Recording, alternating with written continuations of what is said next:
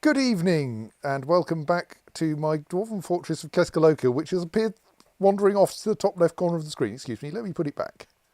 What were you doing over there, dwarf fortress? Right, that's better. Uh, now, um, as you can see, a vile force of darkness has arrived, and we paused last time uh, when they turned up because, frankly, I'm scared. We, I don't know. Possibly, yes. Um, but yes, a vile force of darkness has arrived. It's commanded by Uzmu Poison Nourish, and they've brought War Cave Dragon with neither article nor plural. There are at least three War Cave Dragons from the Dark Goblin Fortress of Thief Talked. So yes, here we have three War Cave Dragons, which are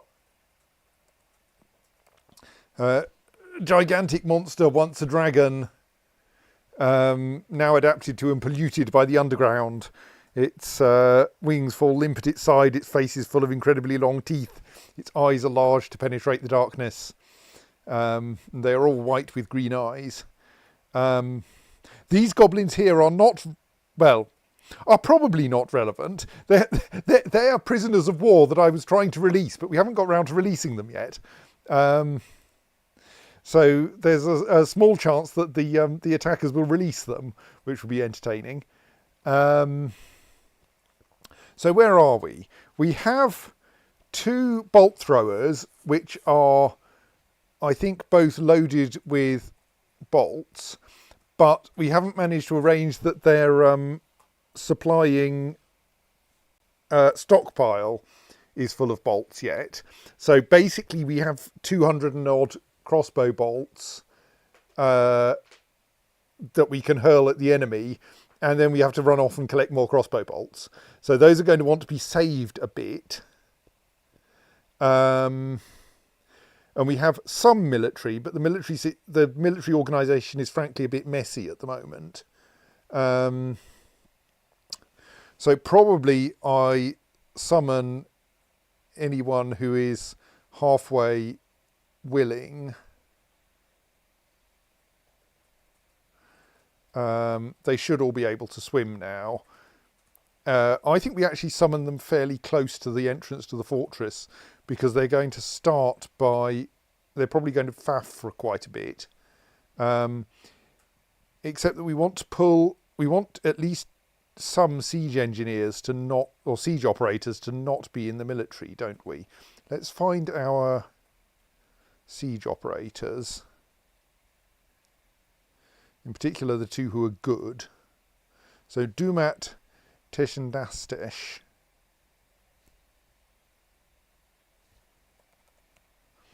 So I think we should remove Dumat from, I should find out what squad they're in.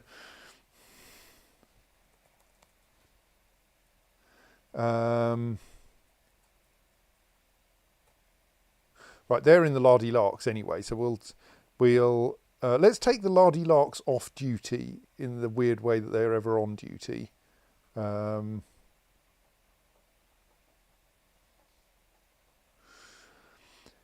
And let's find the other siege operator, the other good siege operator. Adil Udum Tosed. Them. So their military situation is being in the Oceanic Calm. We'll take them out of the Oceanic Calm.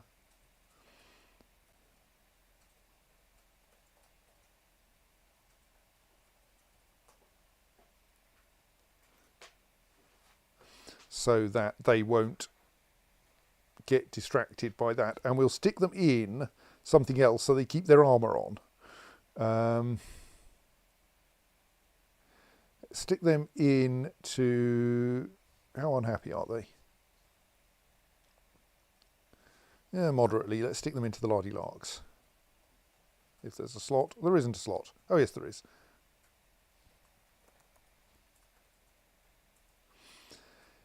Though on the other hand, we might actually want to make the lardy larks do things, mightn't we? Actually,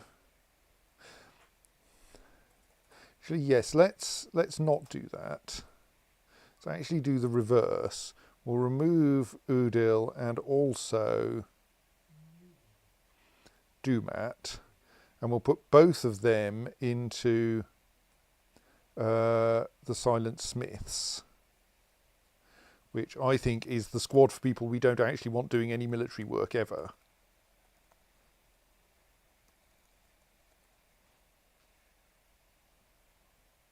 Will people accidentally try and do military work under certain circumstances? Well, the point is that if we put a squad into attacking things, then all of the people in that squad will then start doing military things for perfectly sensible purposes, perfectly sensible reasons, and the thing is that we want some people not to do that, even if we're in fairly desperate straits. So the lardy larks could usefully be pressed into actual military service if necessary. Yeah. But because the only reason they're in the lardy larks is because they're unhappy. But on one hand, should not. But the ones with only one hand, and in particular the siege operators, who we really want manning the siege engines and not going out and hitting things with sticks, should not be in the military. Right, so that's that organised. Then we should switch these two bolt throwers to stand ready but do not fire, and see what happens as a result of that. It occurs to me that possibly we want to put up some walls to make them harder for enemies to hit, but later. Can't do that now. Right, okay, I think that's kind of organised. We probably want to raise the various bridges. Actually, let's faff with... No, let's... how about we just mark... I'm just worrying about people who are probably attempting to move objects from this side of the river. I think actually the sensible thing to do there is just to go forbid everything on this side of the river sort of area. And yes, that will probably leave more items forbidden than I really want, and it'll all be faffy to fix it, but right. Then we are going to want to raise that bridge, but let's see if we can get... Well, no, actually, let's schedule raising it and then watch whether the dwarves actually leave it. Because it'll probably take a little while for someone to get to the lever. Right.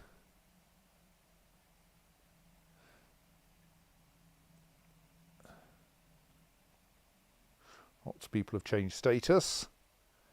So we still only have 3 cave dragons at the moment as our enemies. Oh, right. Those two aren't going to go and move objects because they have become military dwarves anyway.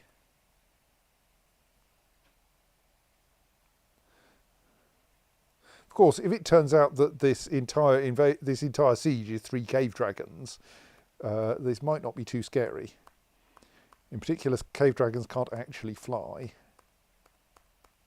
Rather oddly, I think, according to the wiki, cave dragons have vestigial wings. Dragons do not have wings at all. So these cave dragons are probably not related to the above ground dragons. Okay, well, the cave dragons are moving in reasonably swiftly. Nothing else seems to have turned up.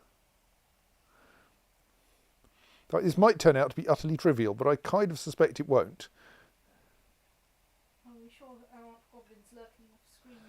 There may well... my expectation is that they are off the map at the moment and are on their way here. Right, the 2 dwarves who were on the bridge have left. Bolting the cave dragons as hard as possible before the goblins show up. Well, we're trying. I've summoned actually, that's another thing we should do. We should set the training bolt throwers to do not use, just to make sure that our siege operators head for the upstairs ones.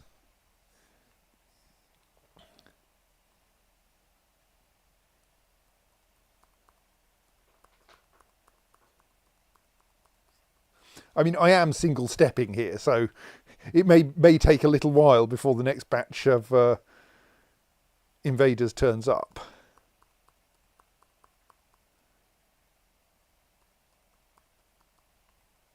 But like the cave dragons are advancing quite quickly. If they outrun the rest of the force, that's almost as good. Yeah, I mean, if they can be the first ones to encounter the weapon traps, and the weapon traps can reset and sort themselves out before the next batch. That would be good.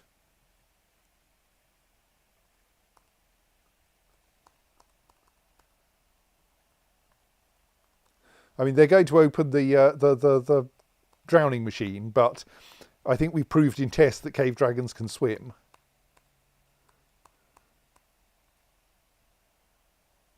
Maybe they'll make the target. Can they get out when the roof closes though? They might get stuck. It's true. Yeah, is that going to likely lead to death and horrible miasmas? You don't generally get miasmas outdoors anyway. Okay. So it'll mostly be, we've got a cave dragon stuck in there, how are we going to get them out? Ideally without, like, killing everyone else. Really good question. So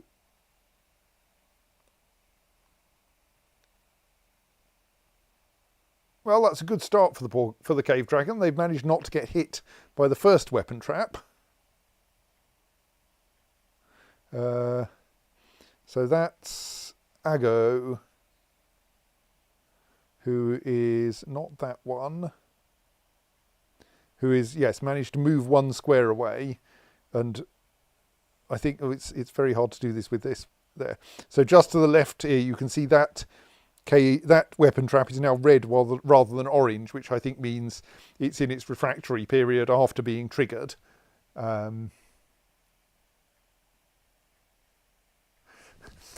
Dizzy points out it's very hard to see what's going on with all this flashing debris, especially since actually active enemies that want to slaughter you all don't flash. Yes, except they do flash because that just north of the mouse pointer is alternating cave dragon weapon trap.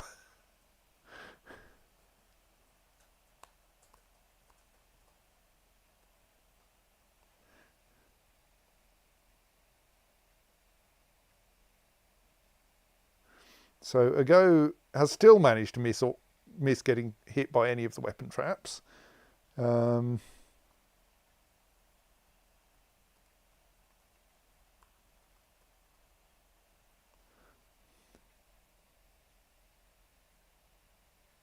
again, quite good at dodging weapon traps, this dragon.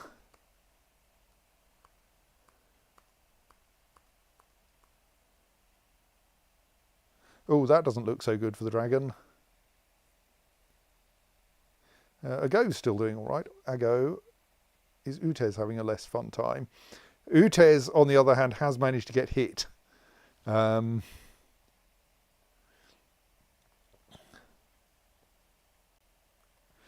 sign of any goblins yet? Can't see any. Like, if this turns out to be a siege that consists solely of 3 cave dragons...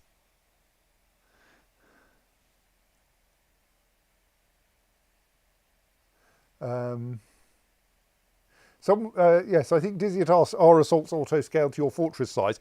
I don't think they are. As in, I think they are scaled to the maximum size your fortress has reached. To your fortress's status, and our status is capital. So if your fortress shrinks, then you're really in trouble. As it did, lots. Like, we've hit 200 population in this fortress. Yes, does it have a point though? The text gave the name of the... Yes, we did get told there was a commander, didn't You we? expect the commander to show up at some point. I mean, the cave dragons may have been polluted by the underground. Maybe the commander is still stuck on the underground.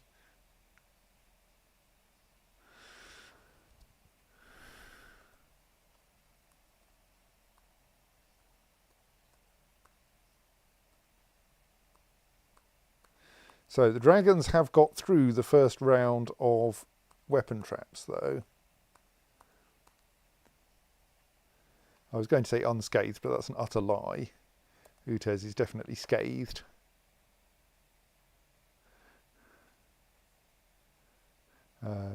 We have like some more bone injuries there. Third cave dragon is still on the bridge. Ago is departing northwards. Oh, Utes has made it off the traps too. That bridge ought to open soon. There we go. Right. We now have an airborne cave dragon. Amksu. This bridge has not yet opened. I'm hoping someone gets to that lever soon.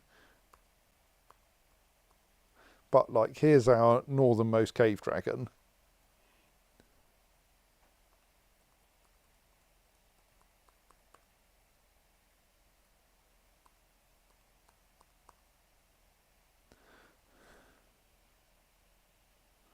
And that cave dragon is stunned but not drowning.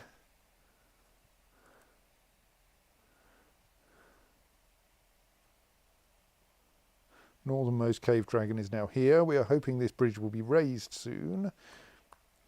I mean, possibly the ideal would be for it to be raised with a cave dragon on it, which will hurl the cave dragon into the air, I think.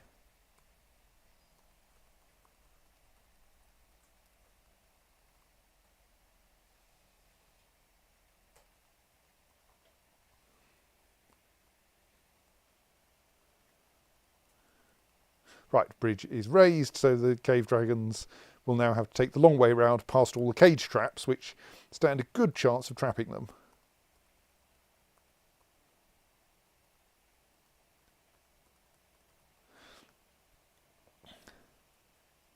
So let's just have a quick look. You probably shouldn't be trying to load a cage trap.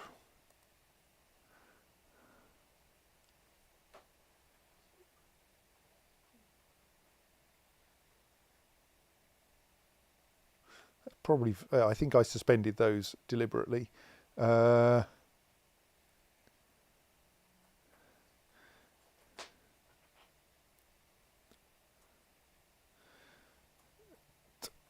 stop trying to load the practice bolt thrower. That's not helpful. Useful bolt thrower. Yes. Then still start firing it. Yes. I mean, to be fair, the northernmost dragon is well past the bolt throwers now.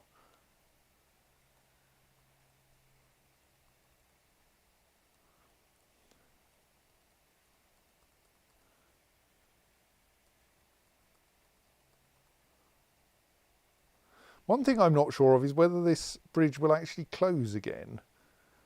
I'm not quite sure what the rules are. I mean, it seems to have in the past, so...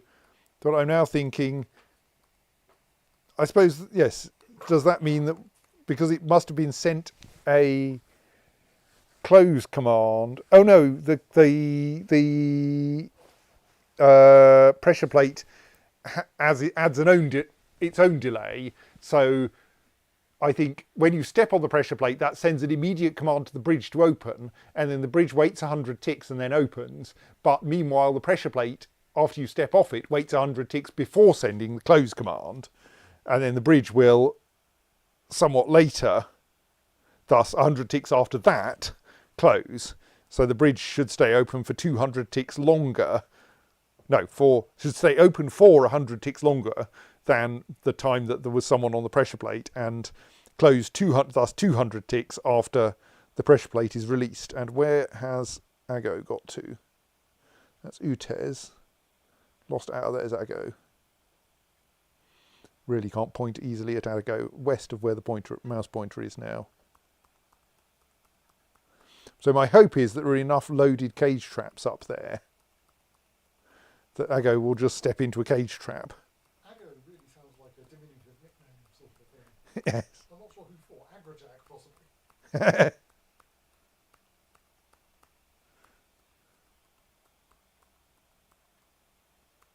Don't go between the cage traps.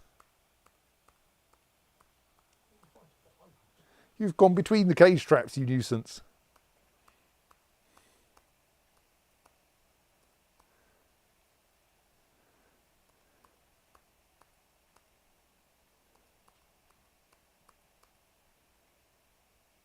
What's happened to you?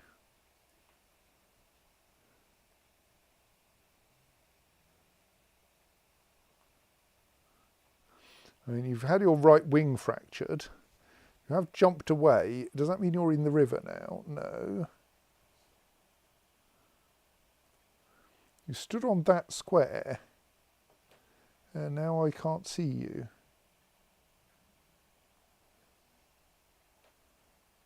Yes, it would be nice to get rid of the angry fruit salad, but it takes so long to tidy it up. Right, so I think one of our...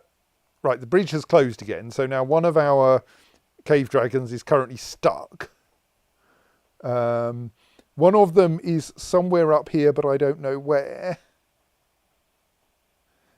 There.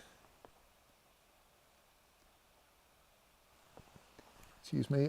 Appears very closely. No, that isn't a mid-grey on mid-brown D. It's a mid-grey on mid-brown open square bracket. And one of them should be, well, we last saw them somewhere down here. Utes. Oh, there they are, yes.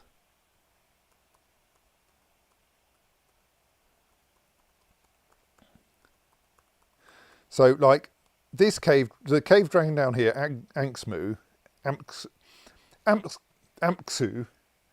Seb says, what character? Yes, the cave dragons are the grey capital D, like this one.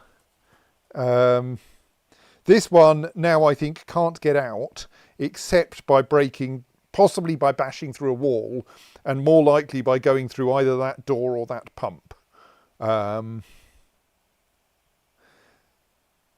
There's one somewhere up here. I mean, I suppose we should check that it's somewhere up there, hasn't just evaporated.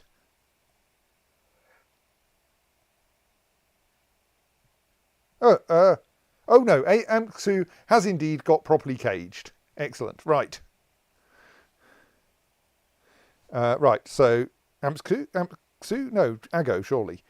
I think I read the wrong name. Aggo has been properly caged. Amksu is stuck somewhere. Utes is still loose and here. Well, let's follow Utes because they're the only one that we care about now. For now. We can probably unpause and then hope the goblins don't turn up. Right, have the goblins turned up yet? No sign of them.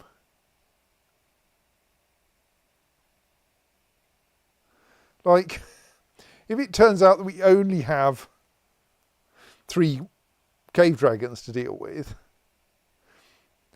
we will probably come out of this fairly well.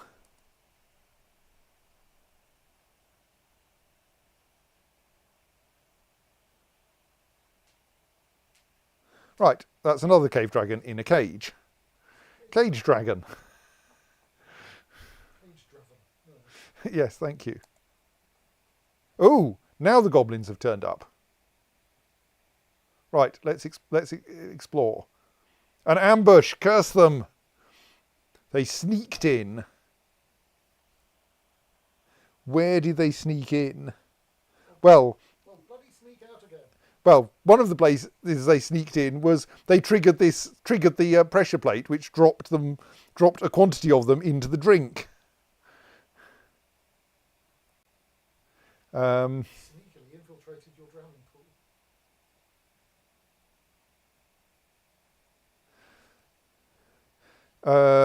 That suggests that Amksu has managed to get out. I mean, possibly because someone has just sneakily infiltrated the drowning pool. Where's Amksu now? No, wrong button.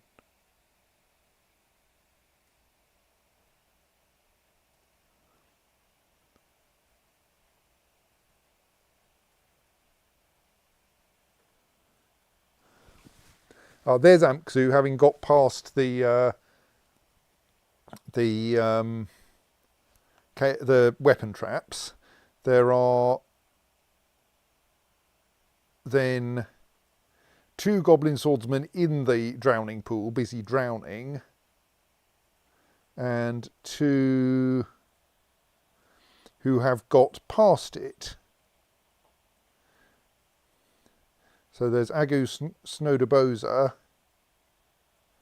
and presumably another one around somewhere.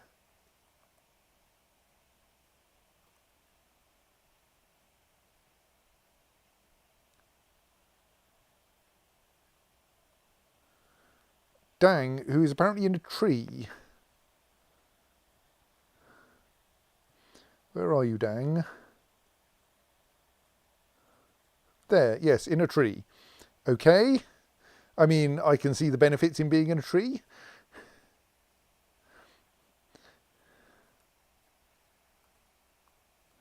You're in a tree like 4Z levels above the ground. What are you doing up there?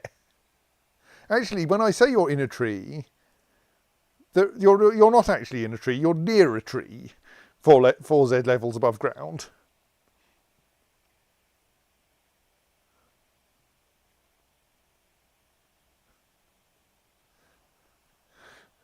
Let's see what happens to you.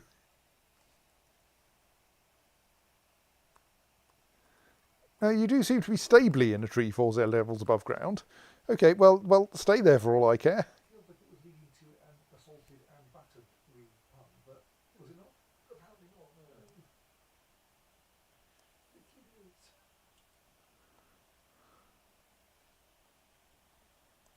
So that goblin swordsman is ahead of the nearest dragon, who is in fact heading back south again, into the cage traps. Into the weapon traps. Right, we've found another ambush. It's in the obvious place though, so I think we mostly just need to look at how many people we've now got. Right, that's better. That's a decent invasion now.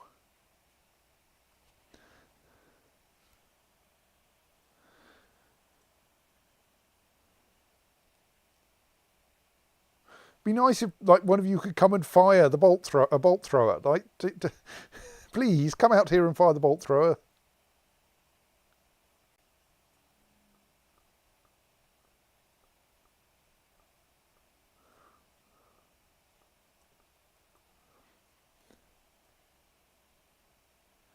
Amksu has run into into the weapon traps again and got hit. So there are 2 goblins busy drowning. So there's one of our recent arrivals. Yes, so we have a scattering of them down here. They're quite widely spread out though. They're going to have an excellent opportunity to each get eaten by a weapon trap separately.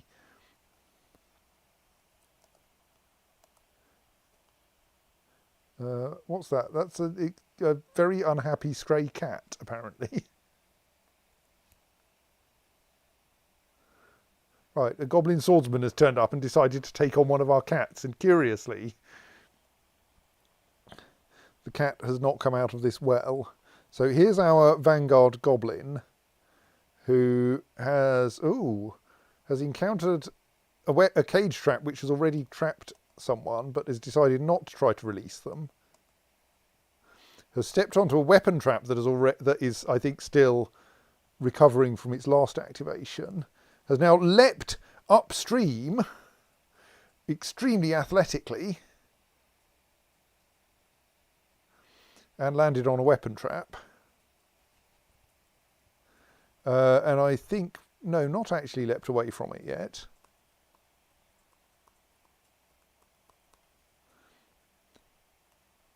It's now stepped sideways over the river. And has made it onto... All right, is that actually a small bit of floor? It is. And has managed to find another weapon trap. Now that's the one who's busy slicing up a cat for no very good reason. That weapon trap has also failed to kill them.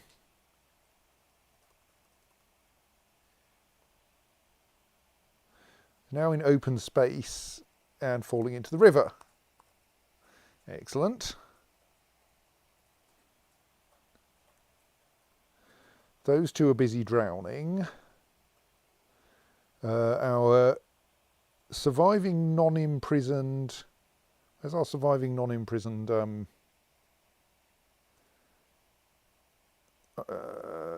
dragon got to? Our surviving non-imprisoned dragon is heavily bleeding. Because they walked back through the weapon traps for reasons best known to themselves. So they're probably going to end up being killed by the weapon trap, and we don't need to worry about weapon traps, and we don't need to worry about them. That goblin is probably going to start drowning soon, so we probably don't need to worry about them. Not actually drowning. Might manage to get out.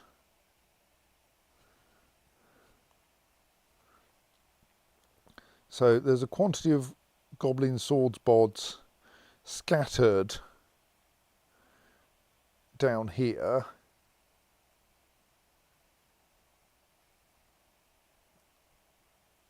I think we can just unpause for a bit and see what happens. Okay, there's no longer a goblin in the sea there, so I think they've crawled out. Yes, there they are. They're currently our vanguard, or the enemy's vanguard goblin. Huh. I think they just dropped dead. Okay, if that's what you want to do.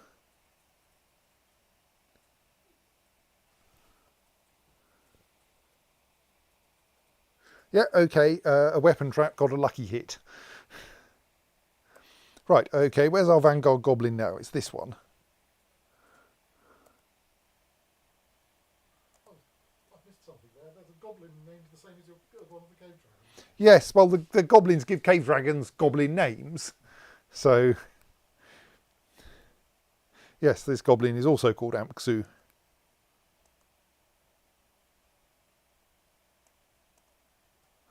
And seems to be a bit uncertain where to go now.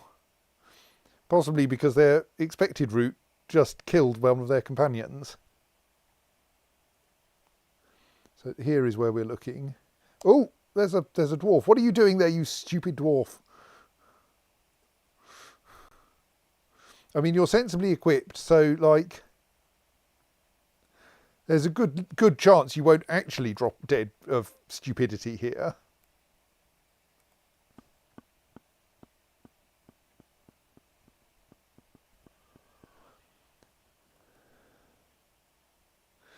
You were trying to store an item in a stockpile. Okay. Now you're just going to draw this goblin away. Well, that's probably all right. Except that you're going to run into some more goblins and then a cave dragon. If you could loop around so that you head back for the fortress, that would be good.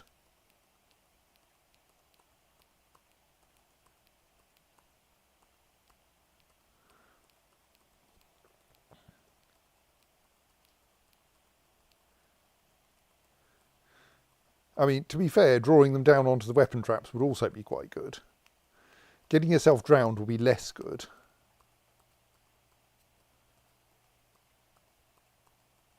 I mean, we have techniques for not drowning you, but... Express skepticism.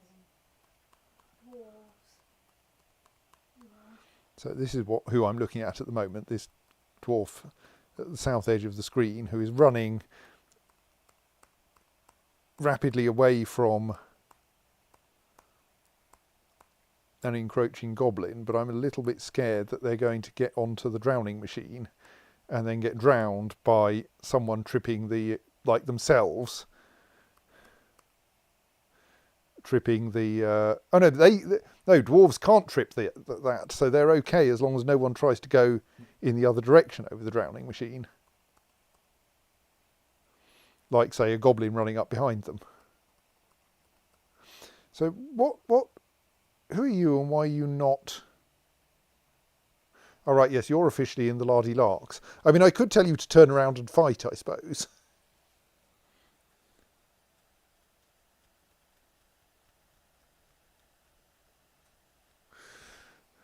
Like, if you could get into a fight on the weapon traps, that would probably be quite effective. Sorry, let's get the Lardy Larks on duty. They are very rarely on duty, the Lardy Larks. Tell them, actually, we want you with everyone else rather than way ahead of in front of the lines. Actually, no, we'll put you up there, and I think actually we should send everyone else there.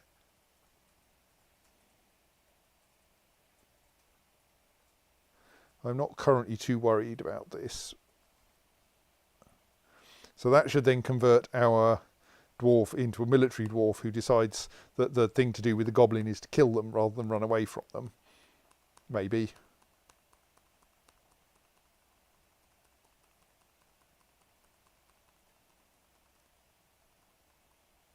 If you now notice that there's a load of extra goblins down here.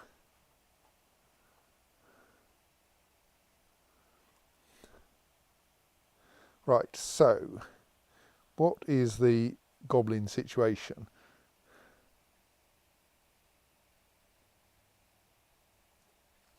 Oh yes, you're now an axe lord.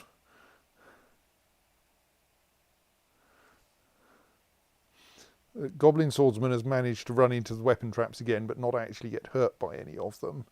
So they're probably, ah yes, there they are, just about to go on to the drowning machine. Happily, our dwarf is not on the drowning machine currently. Now they are, but that's okay. No one has actually stood on the button yet. Oops, I accidentally unpaused. Ah yes, that was what I was doing wrong. Right, let's inspect what's going on here. That's someone new. Right.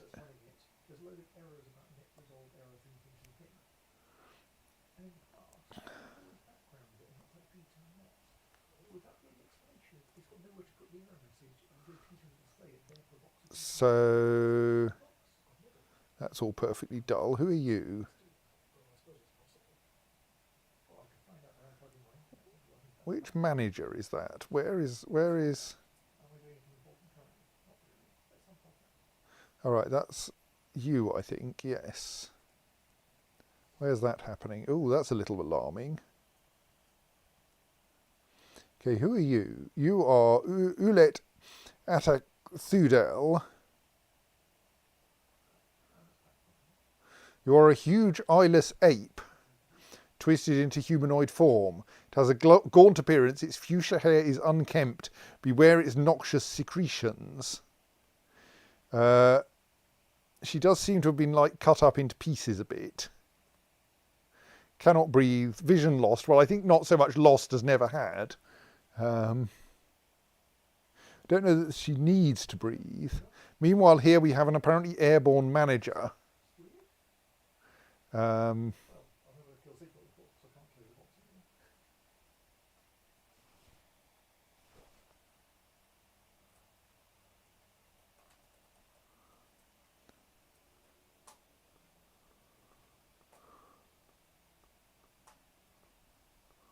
That doesn't look like a very bad experience. In particular, if you're sufficiently well armoured, then being hurled across the map is not a great loss.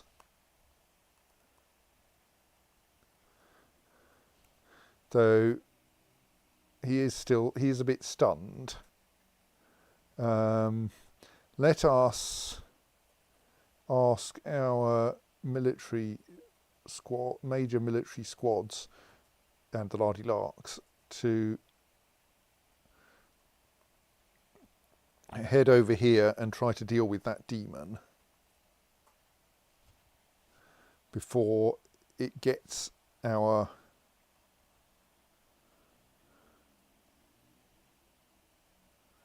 injured manager. How meanwhile are you doing? That looks okay so far.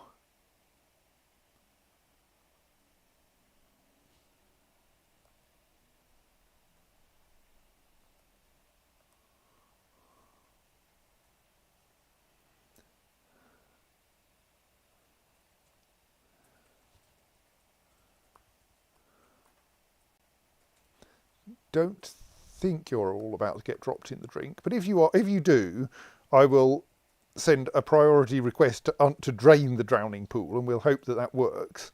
I think it's worked in the past. Right, that's not bad.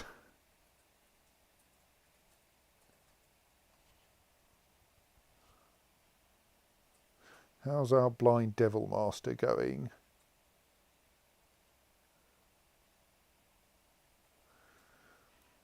I think our blind devil master is probably unarmed, and that this is actually... Is there still a goblin somewhere up in the trees? Doesn't look like it. All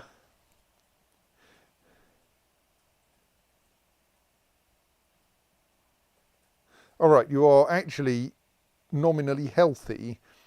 You just can't stand or grasp, and you can't see or breathe, apparently. Some of which is probably unnecessary, but do you have any weapons or anything? You're wearing some fairly unexciting clothes and have no weapons. Right.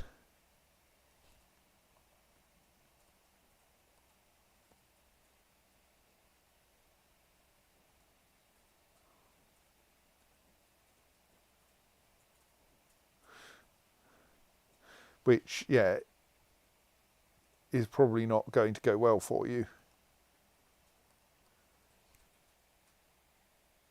Oh dear.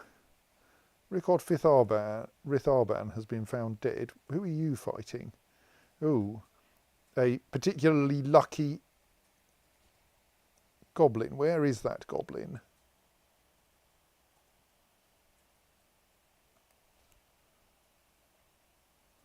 We're not immediately told, but we can fairly quickly check. It's that one. Nako Thingamy.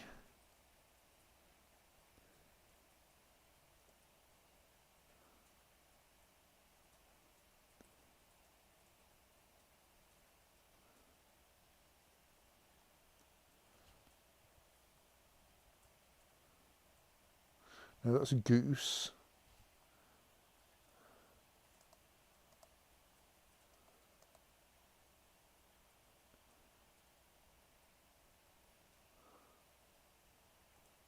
Let's have a quick look at where things are going.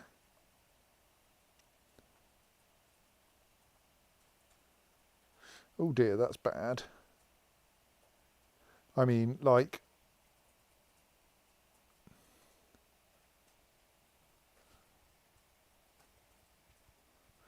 You're still injuring this creature. And like, we do have reinforcements on their way. They're just rather a long way off at the moment.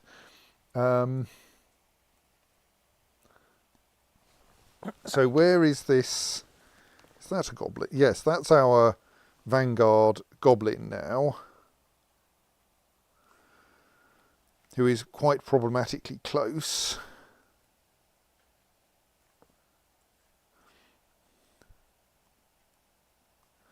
So it looks like our Axe Lord, on the other hand, Id Adsazir, is doing a pretty decent job. Yes. Success. Congratulations on gelding one of the goblins. I'm not sure they reproduce anyway, you know. You should ideally step backwards at some point because you're going to get dumped in the river otherwise. Oh, is that dead now? Yes, right. So can't see any goblins south of the drowning machine now. So our big problem is the one who made it across here and that demon now. I've lost the goblin. Oh, there, that goblin there. The demon's probably not going anywhere.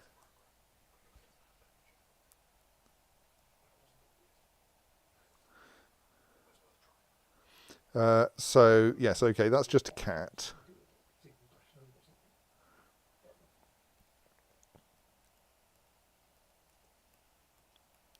Not too worried about a goblin killing a cat. How are you two getting on? Yeah, that's going to be messy.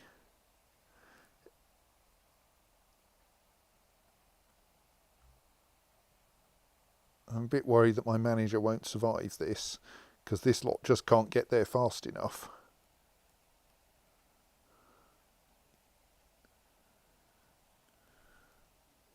Do you know if the dwarves would learn the gentle art of running away in the general direction of where the reinforcements are coming from? Yes, our manager has just been killed. So happily this idiot goblin is just slowly working their way through my livestock.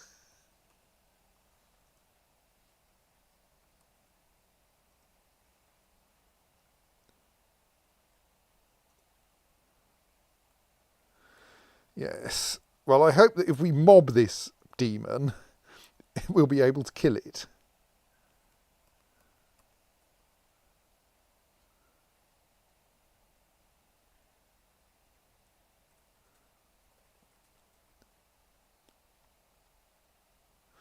And this goblin is just going to slowly take livestock apart. Right, we have a slight problem. Someone has fallen in the water here. Question is it... It was Idad Sazir, wasn't it, who was my dwarf, who was not where I... who was having fun being in the wrong place. Where is Idad Sazir? Oh, that goblin swordsman may be about to escape from the drowning pool by virtue of being right next to the edge of it. Well done. Well, right next to the one place where you can comfortably climb out of it, which deliberately puts you on the wrong side of it, so you then have to cross it again. Right, so where's Idad Sazir? Because I'm slightly worried about them.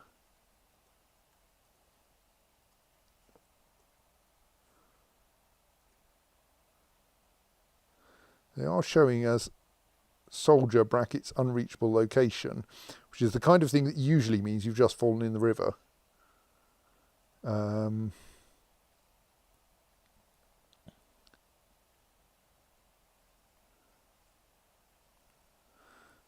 But I can't... Oh, there they are, right.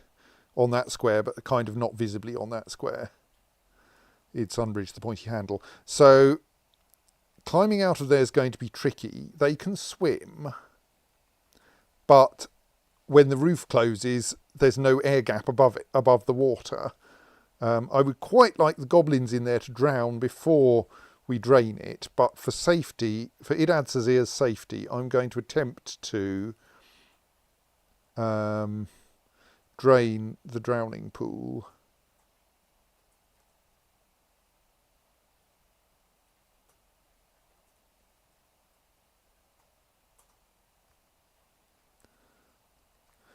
This might, based on past experience, actually allow us to kill the goblins anyway, because they'll fall in the river and they will be just as unable to swim in the river.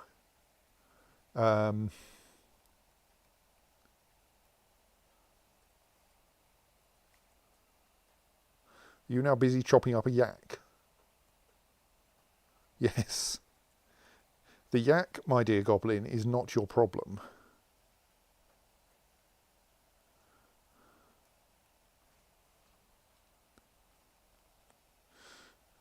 The advancing goblin mace dwarf is probably a bigger problem, though I don't actually know if they have any competence. Oh dear, another ambush, right.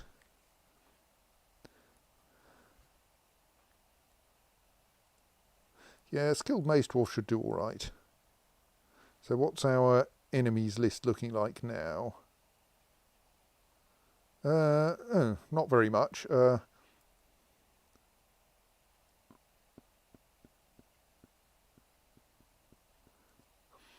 We found a beak dog, apparently. A terrified beak dog. Okay, we won't worry about the terrified beak dog.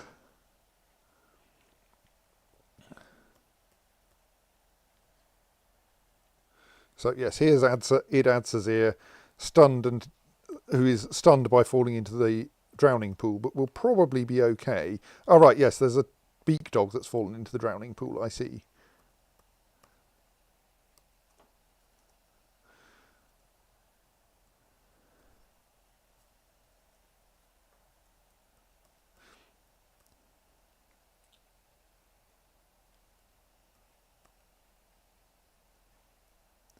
Right, so here our mace dwarf has caught up with the goblin swordsman who was busy killing our yaks.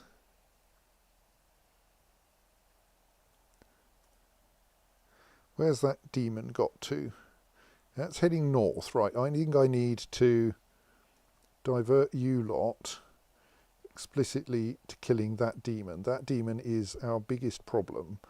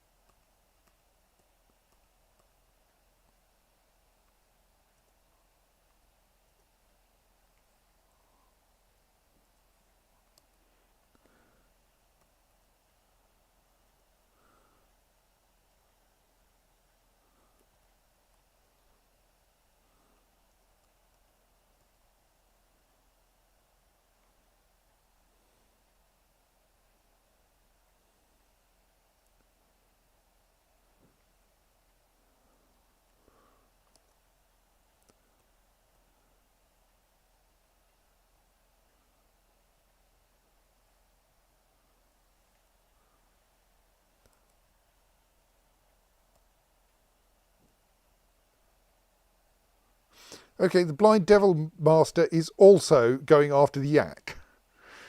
Right, that's fine. I'm quite happy to use yaks as a distraction while we get the military into place.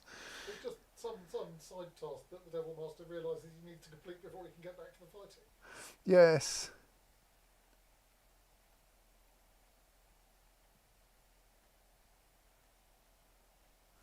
So I missed, is this blind Devil Master demon thing, was this the Siege Commander or is it unrelated?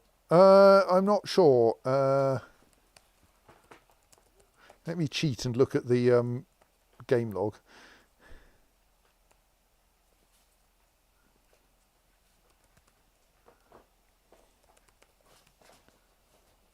Okay, that may actually not. That's not too bad. Hang on, let me go. Oh, but yes, it will be there. If we go to /darkness. No, it's that's not the commander. The commander was called Uzbu, Yes, and not Ulet. So I'm a little worried about what this goblin. Yeah, that your steel boots are doing all right, and like reinforcements are not that far away. And everyone else, and the demon is getting, or indeed devil, is getting distracted by the yak repeatedly. And since the devil is only capable of wrestling, it's going to take it a little while to kill the yak. Wait, this terrifying demon is unarmed? Yes, but it has managed to kill one dwarf already. It's unarmed, blind, apparently has no legs. Though I don't quite understand that bit. What did it have the shape of? I mean, I suppose having no legs is an advantage in a wrestling match because you never get hit below the belt. Yes, it's a huge eyeless ape, but kind of apparently extremely badly injured, though also healthy. Like it's quite weird. The stray yak cow is unfortunately very unwell.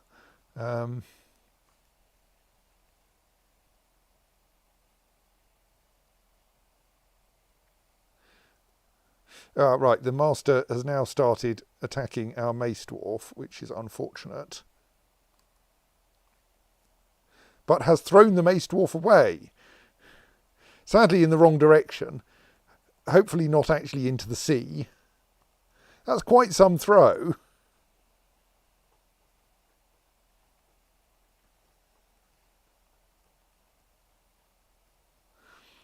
That's quite close to the sea.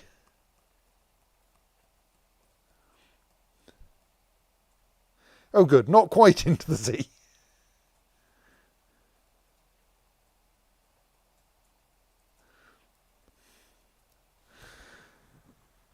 So you're various metal armour has saved you from being seriously injured on landing, and you have stopped 2 squares short of the sea.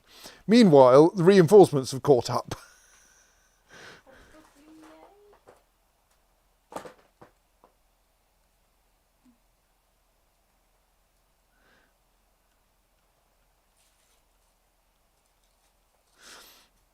All right, that was what happened to the yak. The devil bit its head off.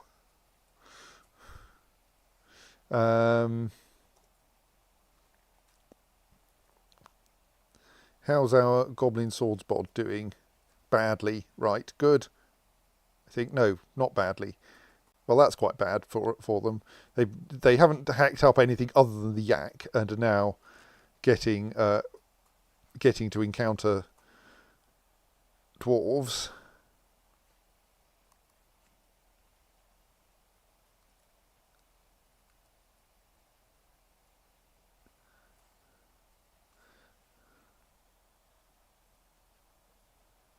Someone tried to shoot someone there.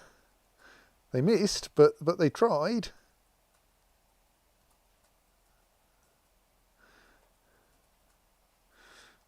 Yes. Have you thought about using a weapon, Shorast? That would work really well. What is this thing called? Weaponry Goes a sword. Oh, Yes.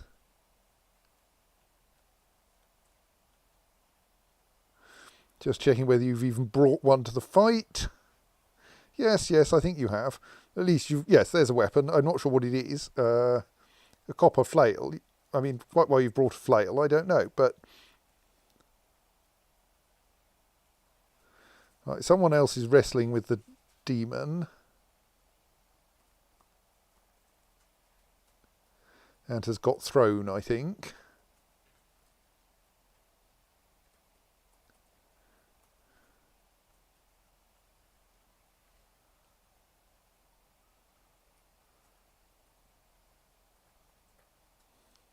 But like, we are successfully stabbing this creature quite a bit.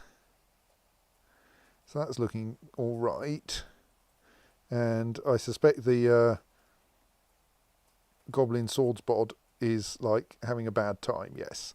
I don't think we need to worry about the goblin swords bod anymore.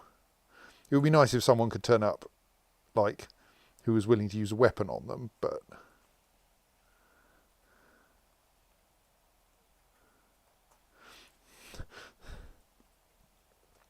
Yes, it's much safer if you hurl the dwarves away from the sea.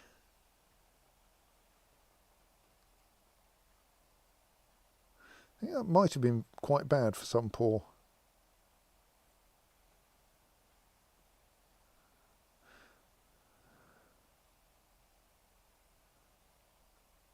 dwarf, but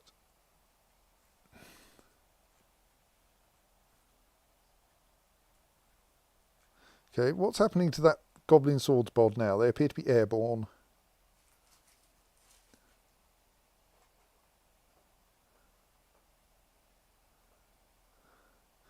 Yeah, right. Let's not worry about the goblin anymore. The demon is the problem.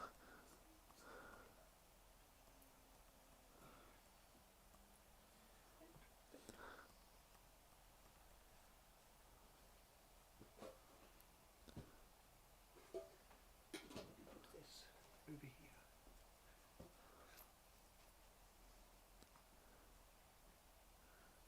I suppose breaking more of its bones is probably going to be helpful. Because, like, surely once you don't have any bones left, you're probably not going to be very dangerous. I think what I should do actually is, now that this is basically our enemy, let's just check. Who else is there on the other side? One drowning goblin, one live goblin called Nako, and the master. Right. The live goblin called Nako is here, flying through the air, unconscious, tired, winded, heavily bleeding and seriously injured. So our two big problems are, one, the danger of this dwarf drowning, which we are trying to deal with by opening something. Someone is working on pulling the lever that will save their life. So that's good. If we're lucky, it's a child. It's a reasonably nearby child.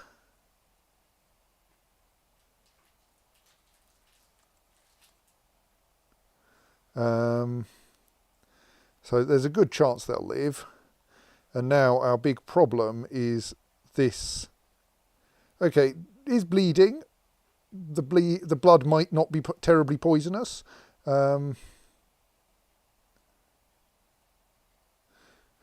So now I think we can just watch this for a bit.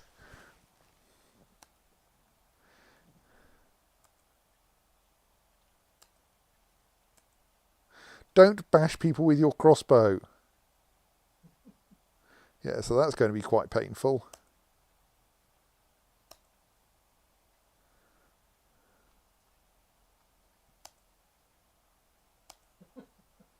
Successful attack by biting. Yes, yes, yes. Successful glove destruction there.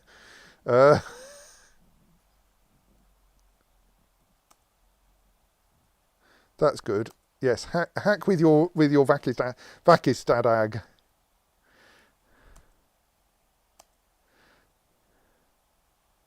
You're surely running out of unbroken bones at this point.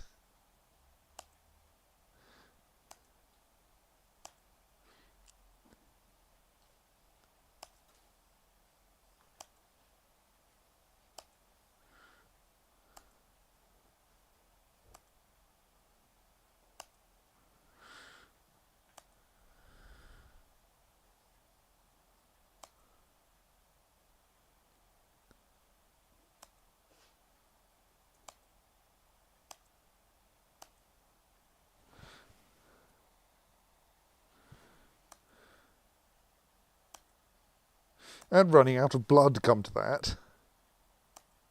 Who would have thought the blind devil master would have so much blood in it? Yes.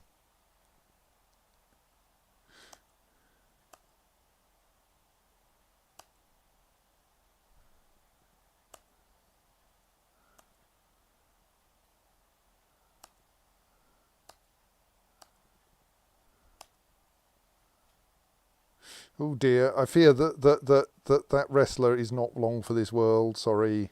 Yes, there we are.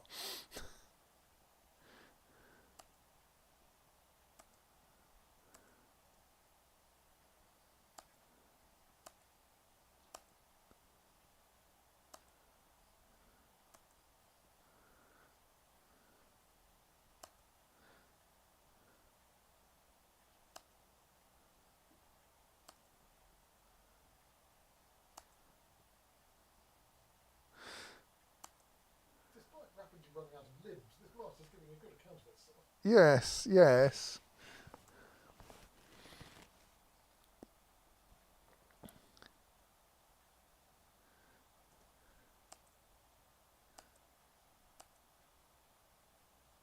Right, well, I hope a torn brain is enough to kill even a demon.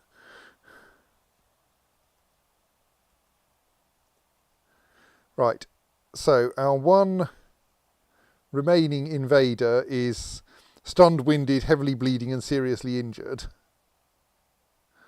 Let's tell everyone to kill them, if I can find them.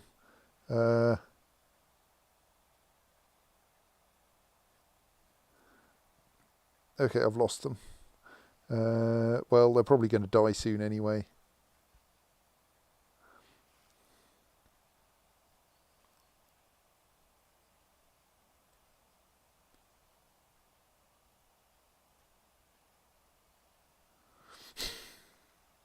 Sorry, I'm just being slightly amused by the stray yak bull leaping out of the way of a flying goblin swordsman.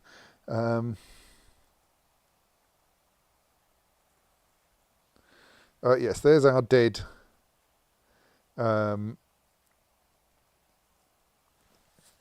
demon. Let's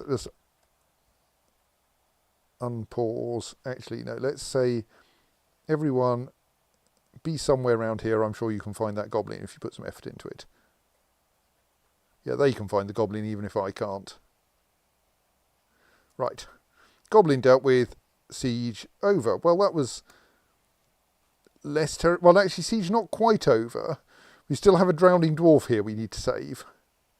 Where's the child who's pulling the lever?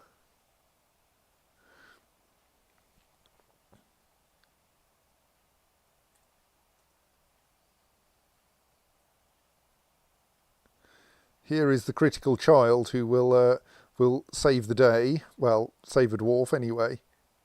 Okay, not there. Where's the there's the child who will save the day, we hope. Where's the lever? Up here somewhere. There.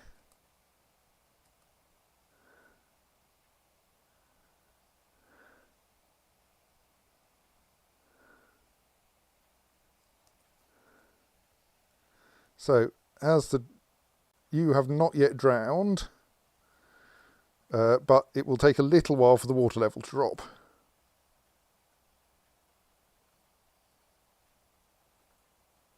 Right, I think you've probably encountered one of those sixes now, and are thus able to... Now you're getting swept along by the current. You are an expert swimmer, so I'm pretty sure you'll come out of this okay.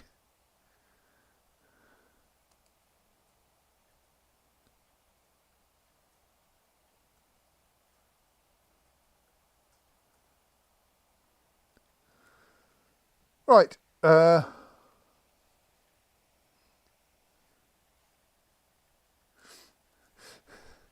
Yes.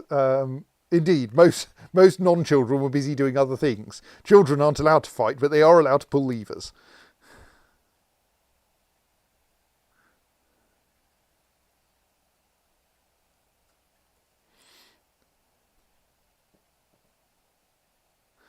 So that was a much easier siege than the last one, which is good. No one ever turned up to staff the bolt throwers, which is like a bit disappointing.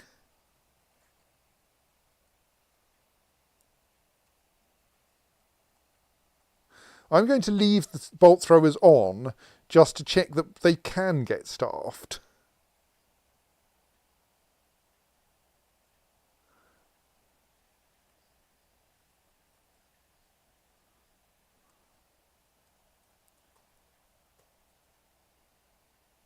Like, it was quite a quick siege, really.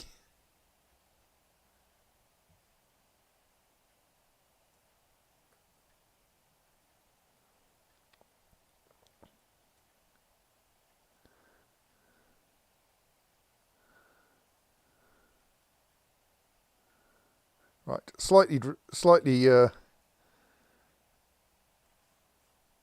drowning dwarf has now been swept out into the river, so now we can close that door again and avoid any more water coming out, and therefore allow the river to drop back to its normal level reasonably well, because otherwise they'll drown in the river instead.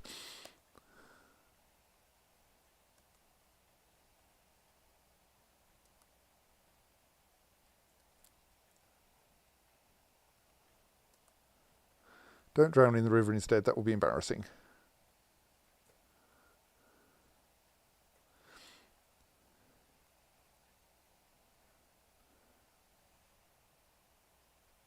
Possibly I should also drain the river.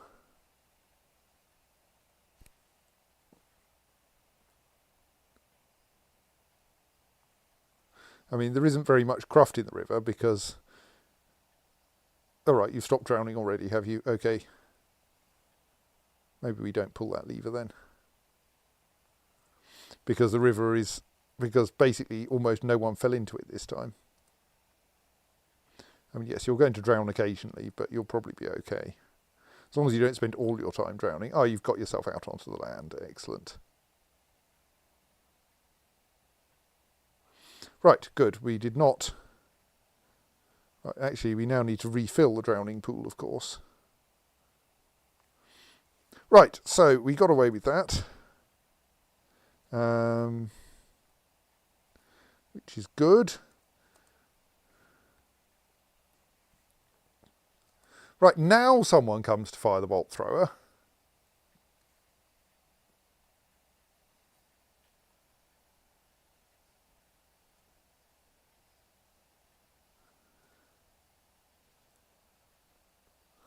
It occurs to me we've got like an Etin and a Minotaur in a cage up here. We could use them for target practice.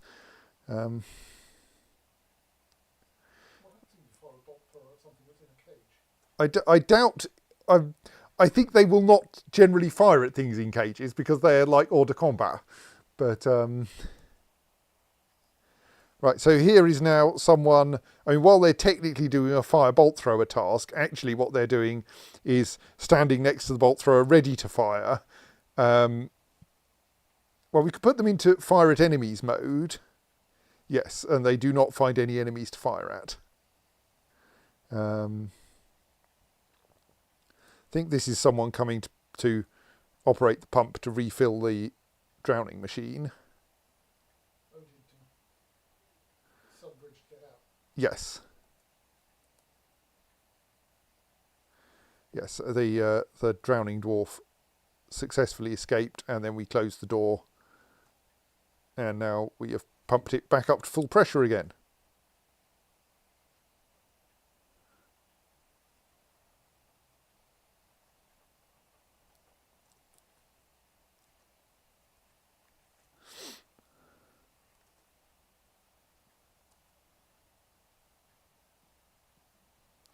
So now we can leave that alone.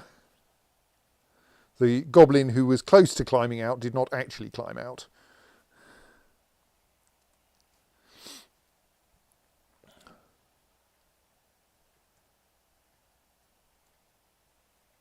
Don't know quite why that cat is terrified. So we could now re-enable the tasks to... there's quite a lot of people needing burying still. We should probably pay some attention to that. I think some of that is teeth, but that does seem like an awful lot of people needing burying, because I think we only lost... I think we started that with a population of 37 and now have a population of 34. So why do we have 11 burials scheduled for 11 different people? Right, now finally, the dwarves have organised themselves and are standing by their bolt throwers ready to deal with the enemy. Sadly, the enemy is already dead. It's just a tiny incident. One of them is being haunted. Who are they being haunted by? And have I got a memorial for them yet? Udib Udist Geshud.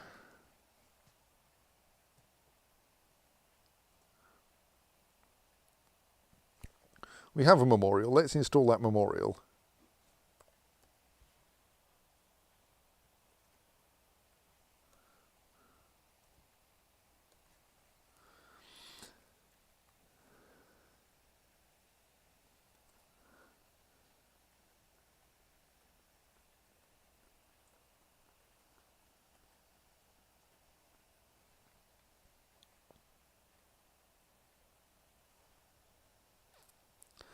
Right.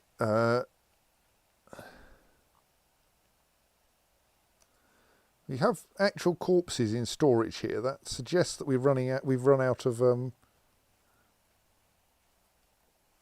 tombs again. Yeah, but actually we haven't. We've just run out of officially assigned tombs.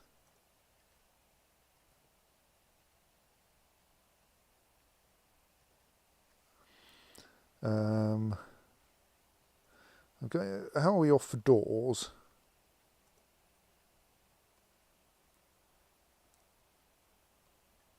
No, we don't have any doors. Okay, I have to do this the slow way.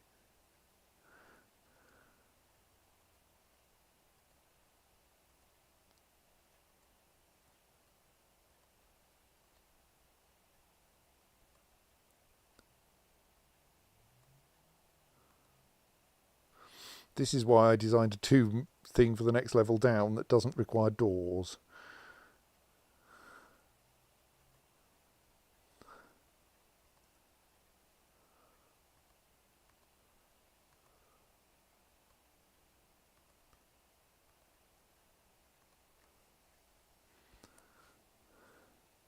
That should help with getting people properly buried.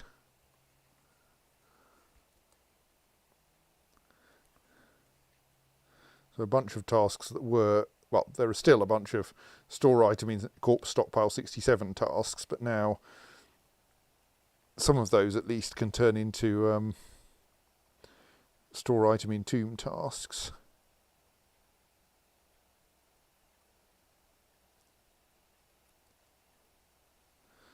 You have one wounded person in the hospital. So how did they get there? Right, they encountered the demon and basically got torn into pieces, but not quite so much torn into pieces. Actually, I don't think they lost any bits, but they have had several injured tendons and such.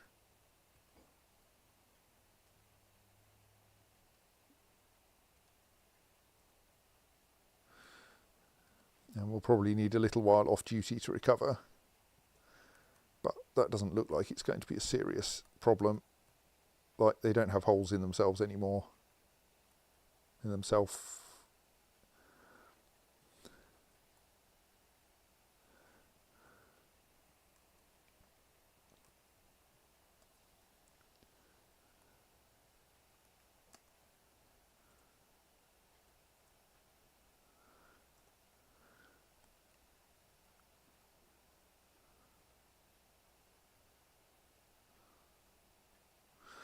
It occurs to me that given that almost all of our deaths occur on the surface.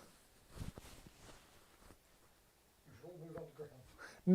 No, well, I mean, yes, but we don't really need the catacombs to be accessible from underground. So they could just be made as a large number of little underground chambers, each individually accessible from the surface. And that would make them like, we could just build them anywhere.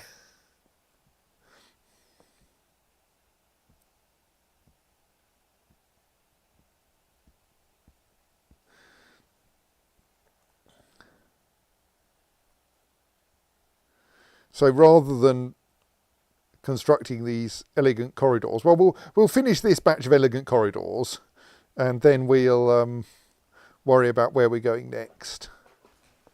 Have we got a decent amount of spare stone? Not really, no. We might need to get more stone. What are you up to? Oh, you're somehow soldiering.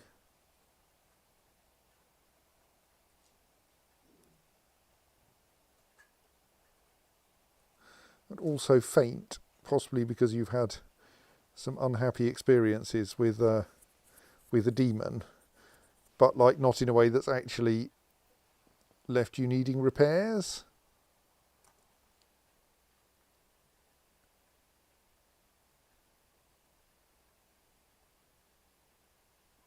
You're missing a foot, but like it's not like we can fix that. I mean, we could give you a crutch. Have you thought of that?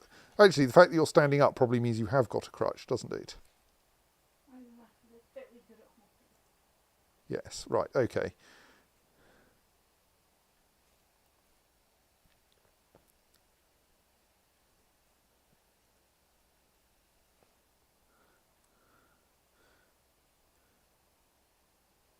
Okay, and most of the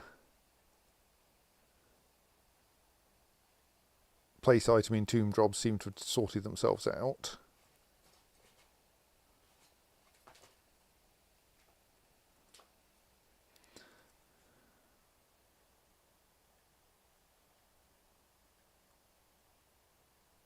I feel that demon corpse should probably be like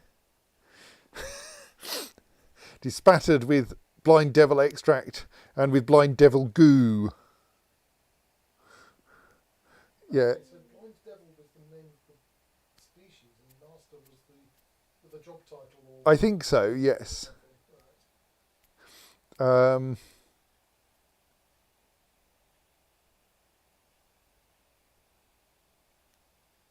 right. And I think extract was its like deadly spittle or whatever it was. and goo is probably its equivalent of blood. I have asked for that corpse to be dumped because I think it will upset people.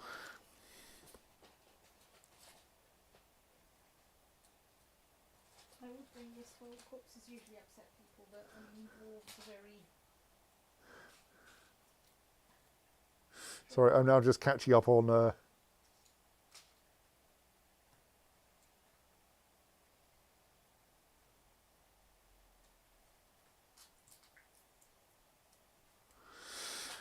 Thing, yes.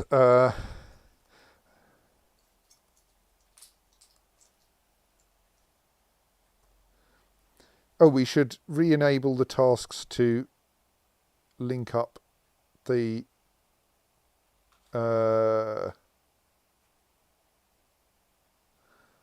cages to the goblin release lever, and possibly establish some more cages for our newer friends.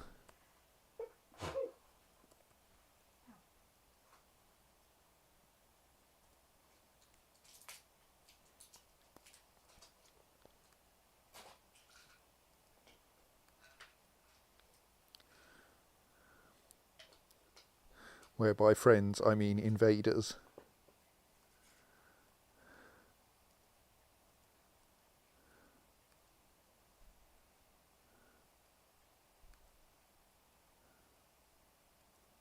Surely there must be some goblins or cave dragons somewhere in here.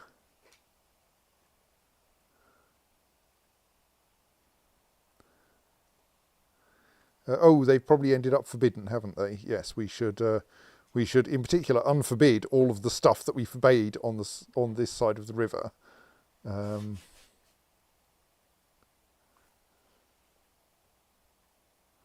Now that it's probably safe to come and pick it up again. That's going to cause us a lot of new jobs. And then maybe we can build the cages. Oops.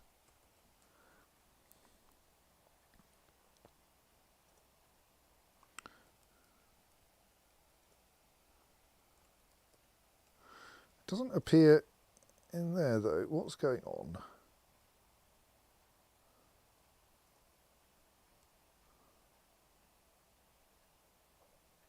There's a cave dragon cage.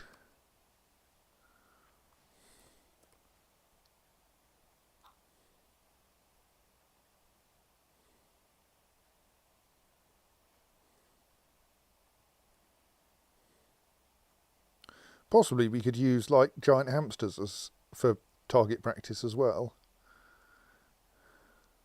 This feels very mean. No, They- it's fine to shoot bolt throwers at hamsters. It's only if you call them lozenges that's mean. Being mean to a hamster is an extremely specific crime. Right, that's second cave dragon found.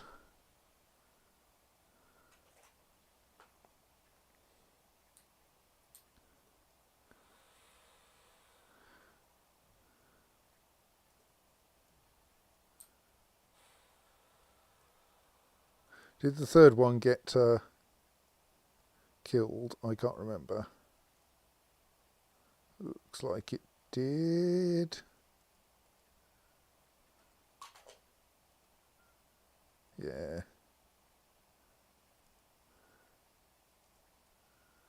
Right. So then we can release them and they'll make excellent targets. We'll deal with that ghost in front of you in a moment. That is probably making you quite unhappy, isn't it? Yes. Maybe we should release you simply so that you don't have to stand in front of a ghost waiting for something to turn up that you can fire at.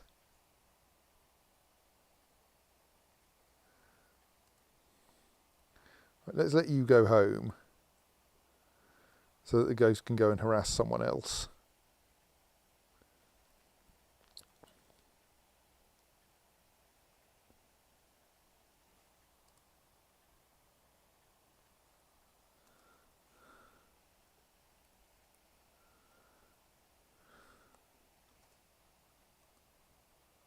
Right, the ghost has now been put to rest.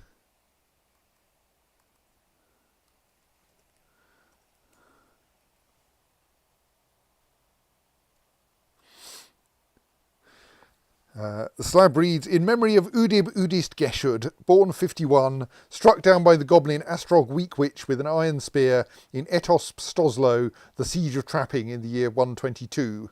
Creator of Channel Tale, militia captain of the Treaty of Caves 121 to 122, slayer of the cave dragon Ngokang Tangled Scorpion, loving mother and wife, lover of gauntlets.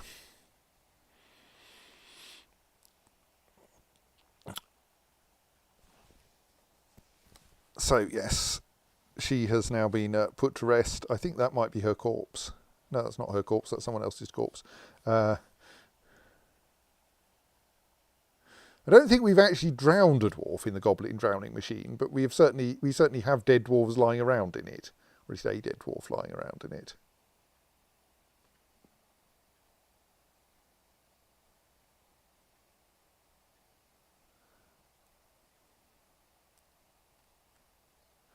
So there is a bunch of stuff going on. Some of this is even stuff we want to happen.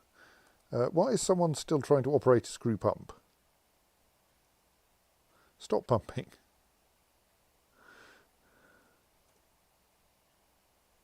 Like, I thought indeed the person who had been pumping it left it alone. Like, why was someone else going to pump it?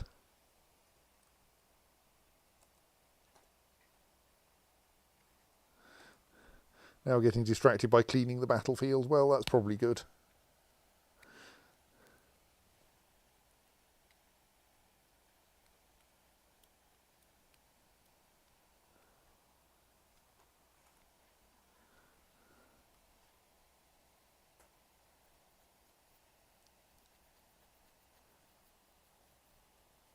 Why are we making more bolt thrower parts? I thought we had enough bolt throwers.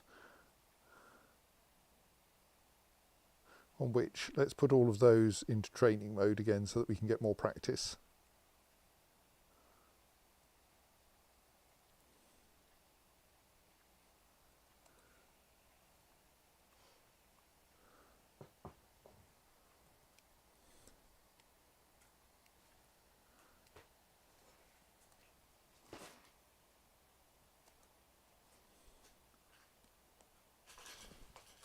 And it kind of feels like we want yet more weapon traps, though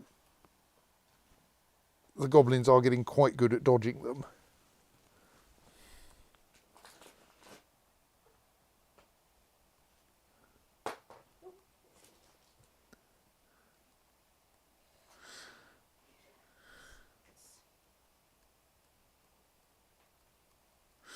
Sorry, we've got 10 silver maces. I have to put them all into the same weapon trap.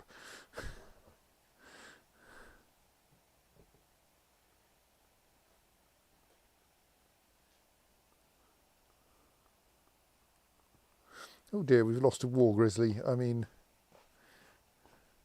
that might actually be a problem. We might. I haven't put the war grizzlies into frontline service anyway because they're not really scary enough until we can work out a way to armour them.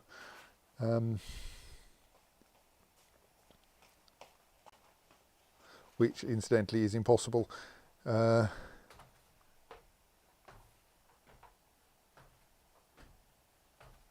thing is that fundamentally unarmoured anything is a bit soft.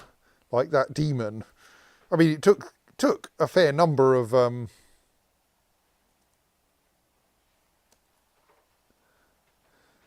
dwarves to take it down, but take it down they did.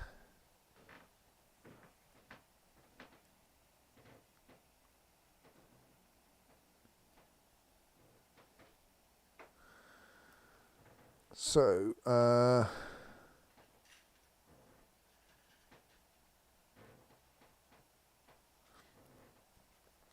think we're now in a kind of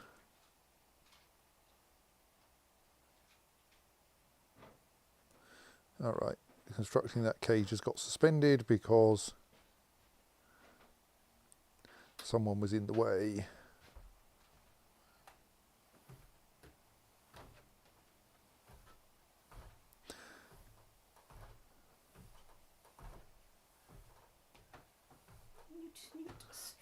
What am I looking for here? I've forgotten. Oh, the link tasks. How are they going? I think they might have been done. Does that mean that this lever is now has no remaining tasks? At some point we should demolish this lever and get all these mechanisms out of it, because each time it's operated it releases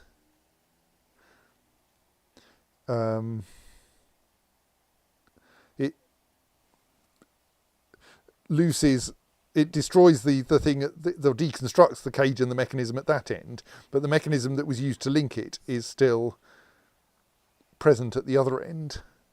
Should we pull that lever and let those goblins and beak dogs out? So when you dismantle the lever, do you end up with a pile of 53 mechanisms? Yes.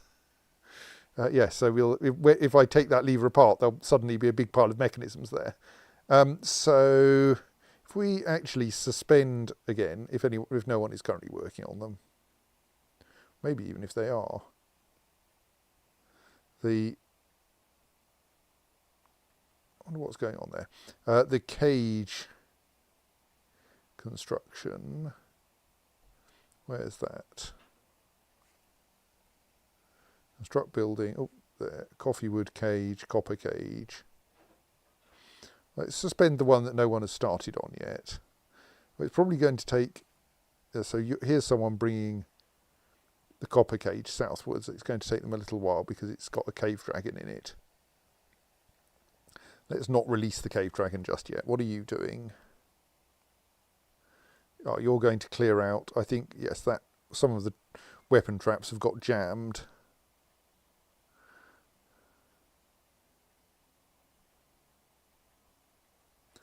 And need to be cleaned out.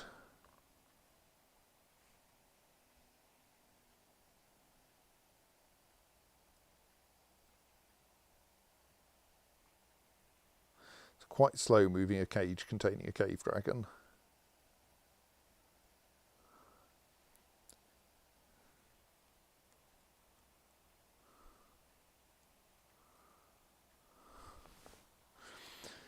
What trap are you cleaning? Because I thought the ones that had turned red were the ones that couldn't now be operated, but you seem to be cleaning a different trap.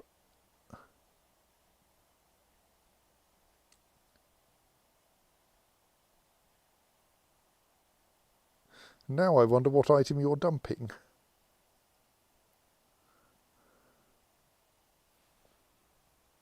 Or are you collecting items for dumping?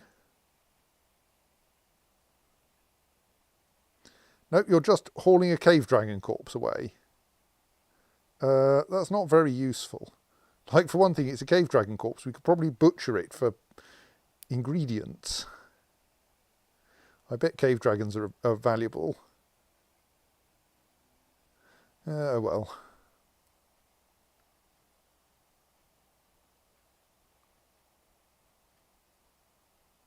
I mean, we do have save corpses off at the moment because there are so many things. I think basically until we start running out of bones, we're not going to worry. So where's the person who was trying to install that cage? Have they dropped the cage? Looks like it, yes.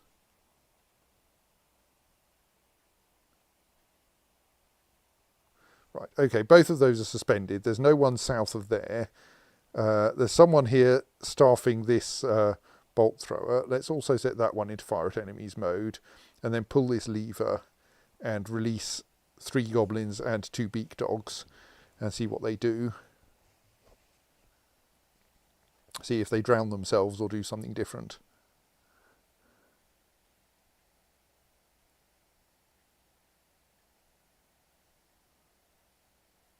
Do they often drown themselves? Well, they would step on the drowning machine.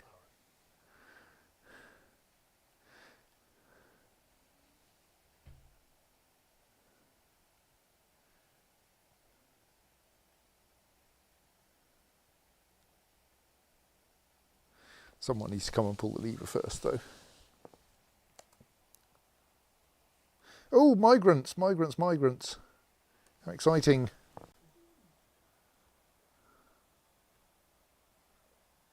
Yes, there's a long trail of migrants I hadn't noticed. An incoming clothier. So probably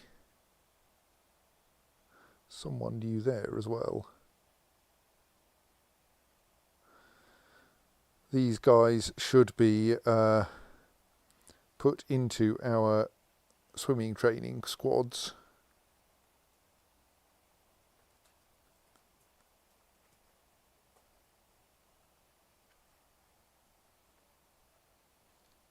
So let's see who is there. Someone there, you're new. Olon's on.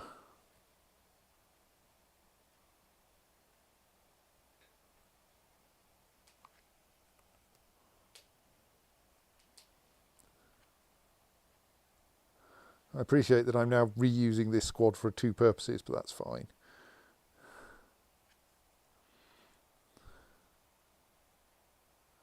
Urist Anan Sigun.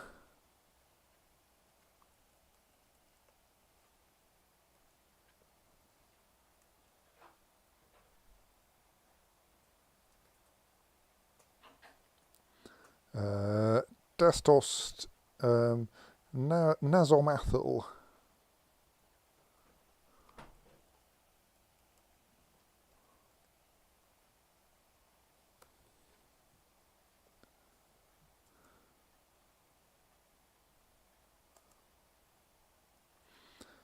Odom Tholest.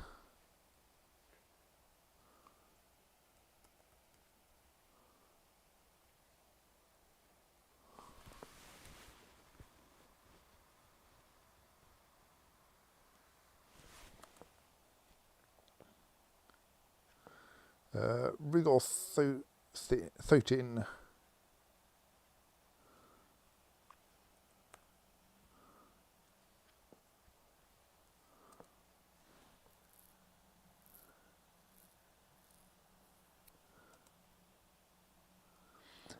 Letmos Kivish. Maybe I should have made a new squad.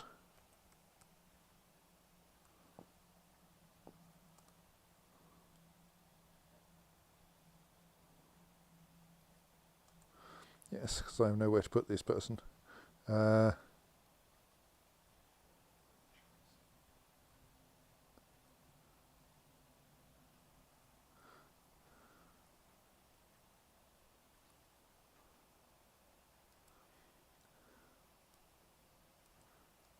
Oh, apparently we should have been making some leather armour. Let's just quickly make some leather armour. Oh, because the males are not Okay, apparently we should have been making some leather armour, but possibly we have no one actually assigned to leather working.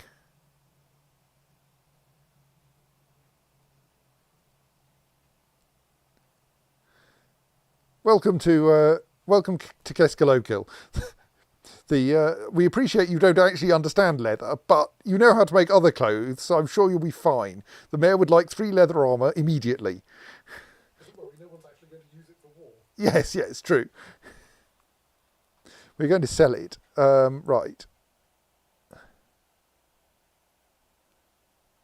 So I think actually what I should do, it's Erithamal.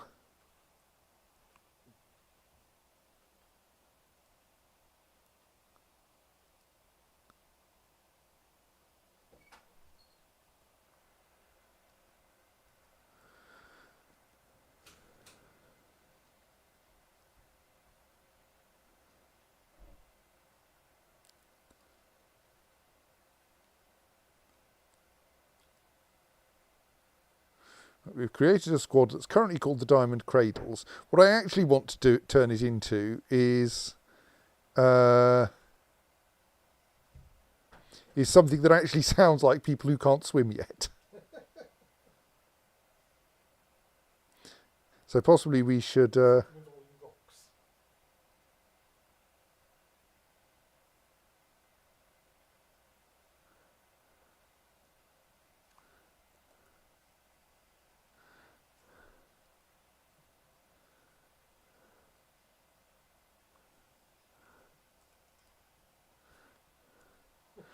There we go.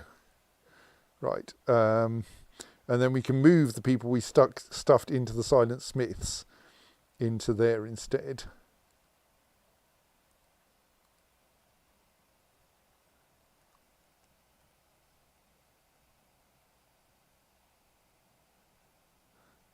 It's kind of weird, but no, we want the new arrivals, which is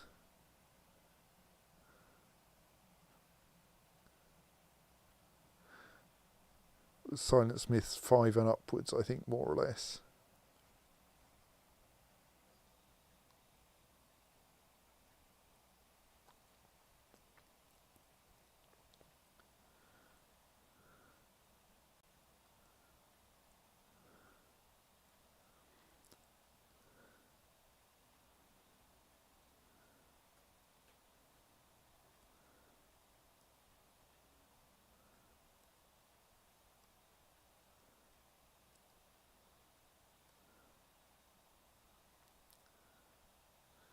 Are you new? I'm not sure.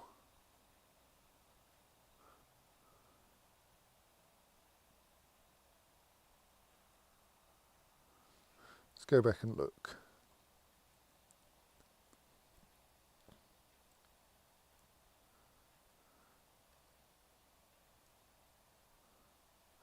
Surely Esm, yes, also wants to be in there.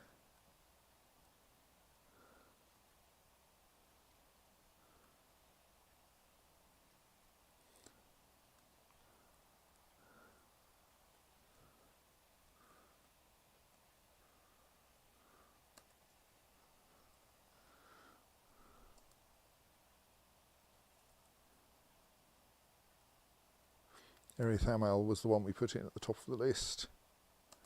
Here's another new one. Melville.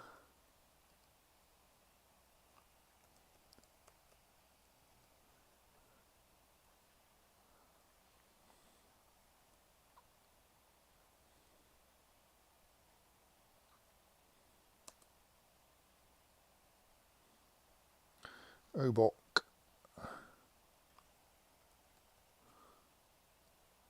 Oh, there's a leather worker. Right.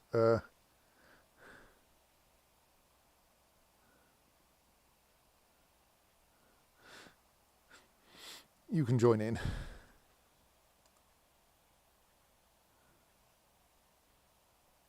That's our lot. No. Dusim Limul Kegeth.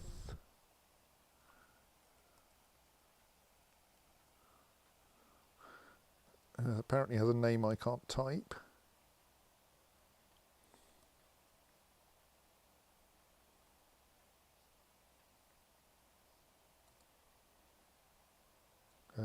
Kol Kuberaltar will have to become a militia was name. Sorry, yes. That's the button I meant.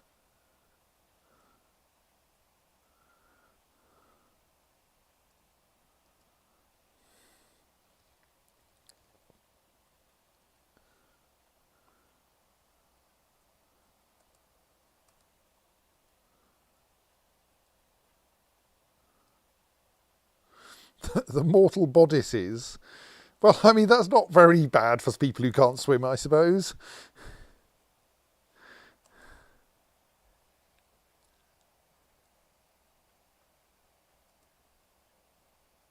I mean, to be fair, I should strictly be checking them for swimming ability, but... Fabok.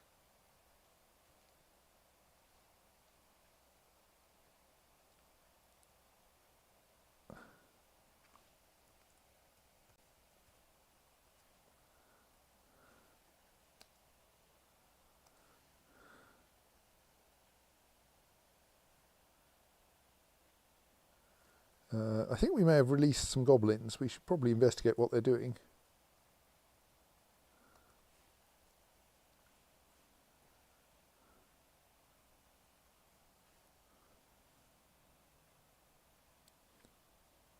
Now that goblin's still in a cage. Maybe we didn't release as many as we were expecting.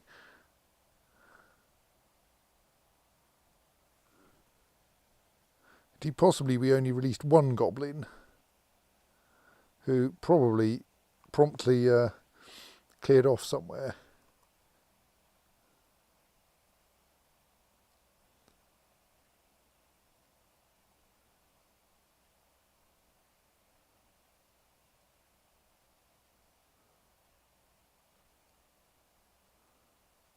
Or indeed one beak dog, but it looks like, yes, there's no one currently standing around, so possibly we need to do some more linking tasks. Actually, that means we can unsuspend building cages, of course, and the weapon trap. Have we put you into a squad, Ber Engingil?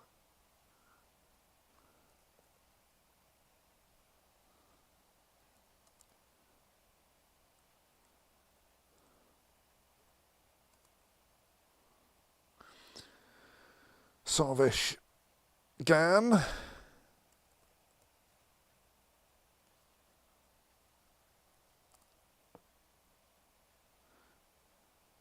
Problem is, when we get immigration turned on, so many people turn up. Like, haven't you noticed how many people die here? Edzul.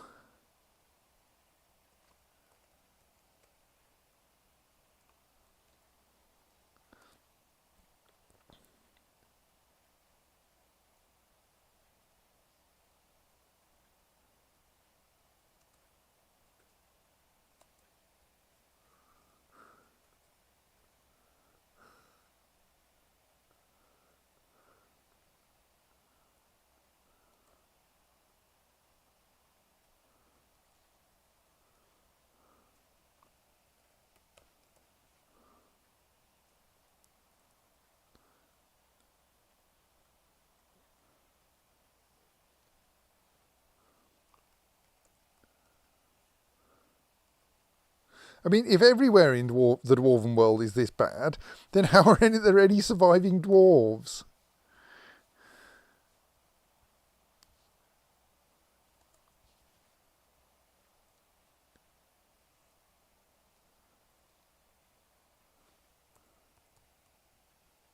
What? That wasn't right.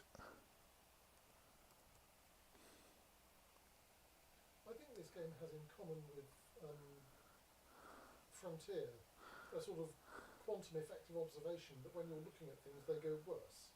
Like you can dock more effectively if you turn the speed up so that it happens in one frame. And similarly, the rest of this world, when you're not looking at it, it seems to generally get along with fewer disasters. Right, I think that's all of our incoming dwarves assigned to squads. Let us now assign those 2 new squads to the swimming pool.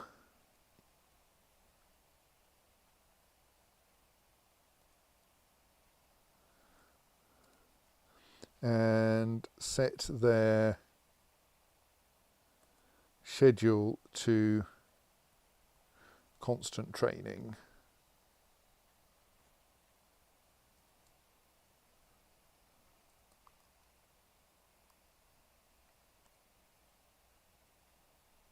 Oh, we need a new... oh good, you're practicing your crossbow use. We need a new manager.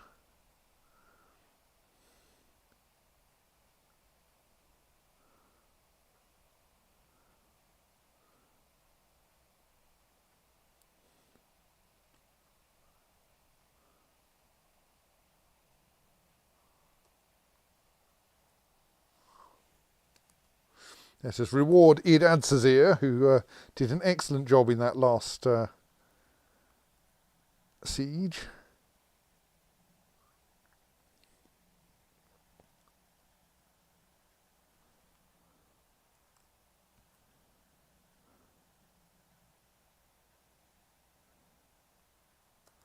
So these 3 are not linked.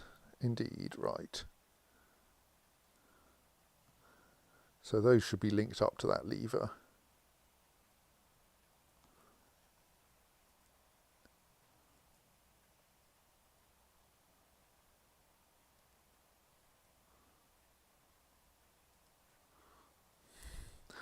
I mean, I'm not quite sure whether cave dragons really qualify as prisoners of war, but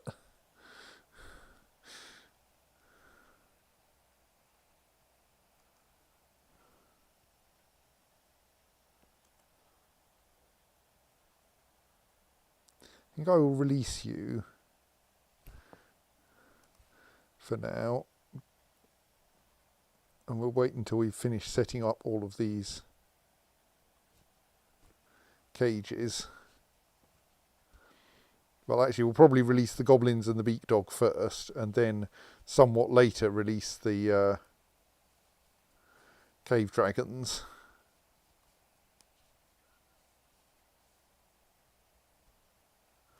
What are you lot doing? Are you all headed trying to? Yes, you're all trying to find yourself some armour, which you're doing by raiding the goblinite.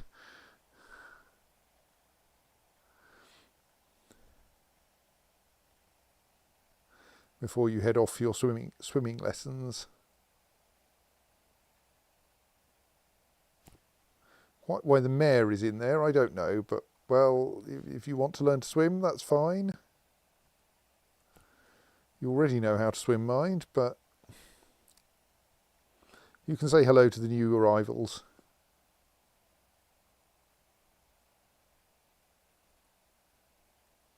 Right, you're just getting into fights with ravens.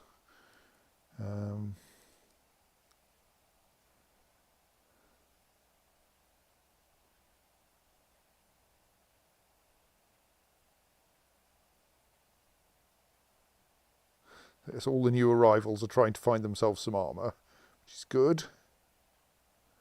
Right, we already unsuspended all the things we got messages about.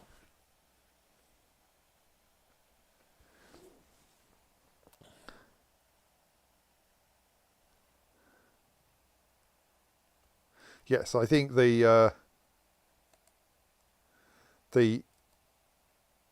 cave dragons are just, well, they're captured, but they're not really prisoners.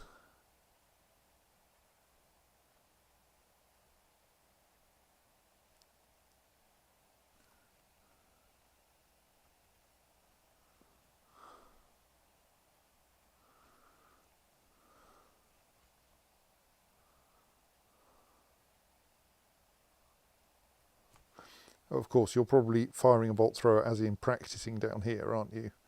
Yes. Here is someone practicing with a bolt thrower.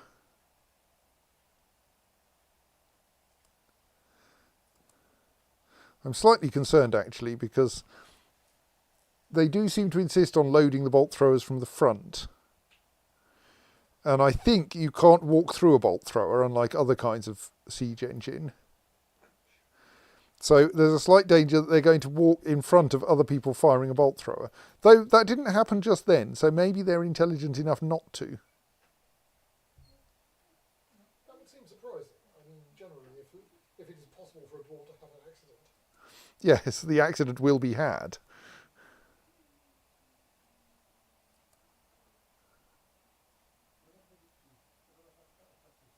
They're all now loading their respective bolt throwers.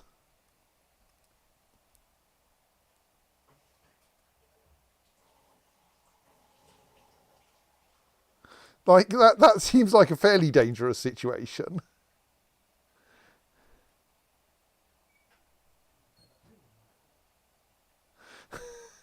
Why are you all firing at the same target?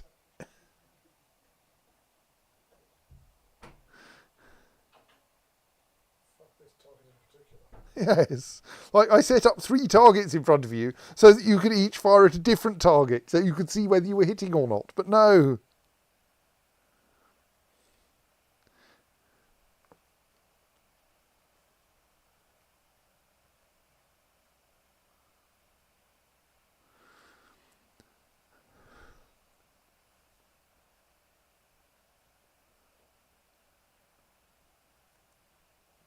Okay, I think these things can be aimed quite accurately. That dwarf was definitely standing in the path of those bolts and didn't get hit by them. So I think they work like much more like an extremely rapid crossbow than like a siege engine. Like, they don't work like a ballista does, and kill everything in their path. I really am going to actually have to write up some of this in the wiki.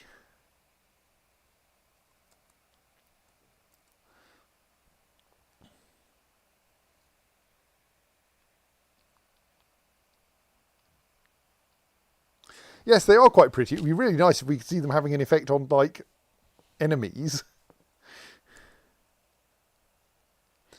I mean, these ones, to be fair, are intended for training purposes, but...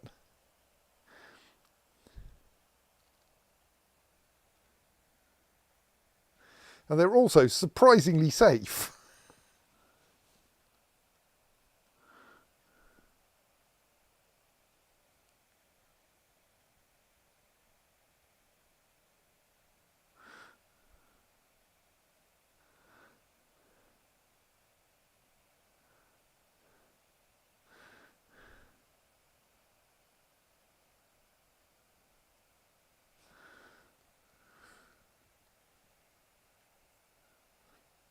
I mean, we are going to have to see what they do against actual enemies. Yes, Pete B says, surprisingly safe is not an attribute I look for in weapon systems.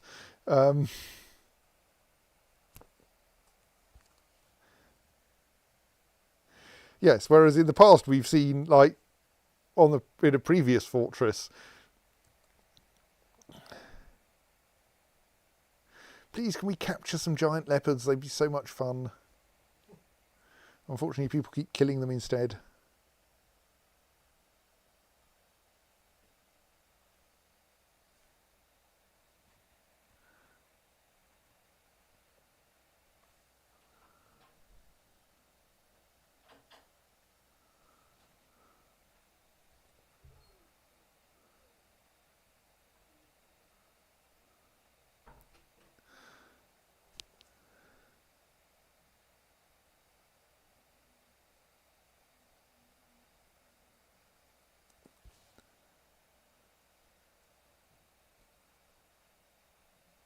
Right, we've successfully made the leather armour that the mayor wanted, I think. Either that or the leather armour, or the mayor has got pissed off and abandoned the mandate. Oh, they've abandoned the mandate. Oh well. We can thus cancel the tasks.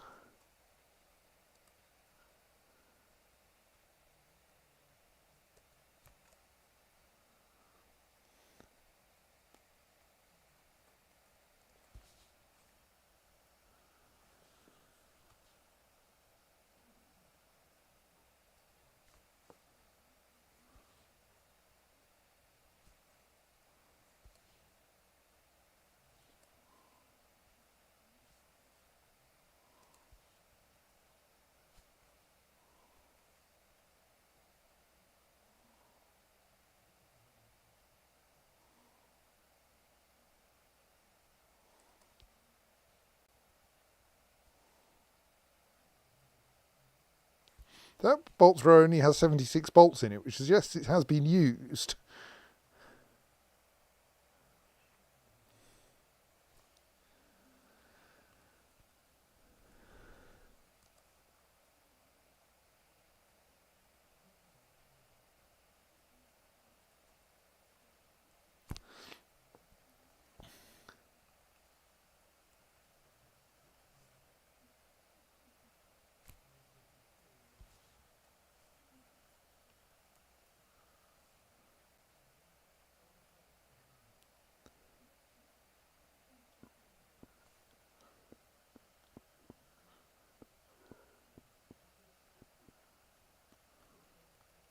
So how are the new squads doing at finding their armour?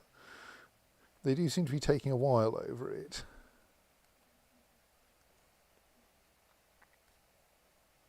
Oh, they're mostly sorted. I mean, we do need to make more, but perhaps also we should try to reorganise. No, we'll reorganise things after we've taught some people to swim. There's currently a couple of 3 dwarves in there waiting, 4 dwarves waiting for swimming lessons, 5. Okay, anyone else turning up? Like 5 is enough that I'll set the swimming lessons going.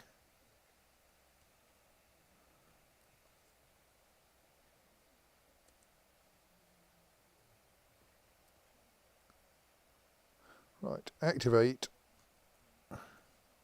First close the drain, put drain at the bottom, then activate the swimming lessons.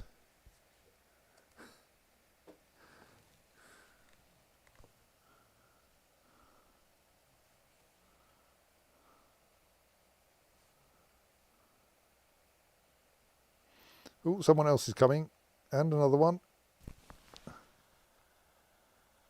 Right, we'll wait a little while longer because there's a dwarf here who I think is coming for their swimming lesson, a dwarf here.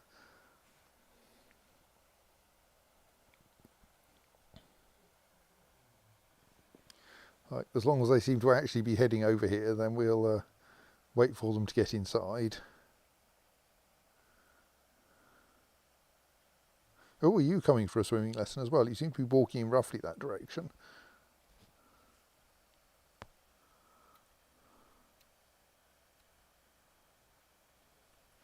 Right, the dragon cages have been set up.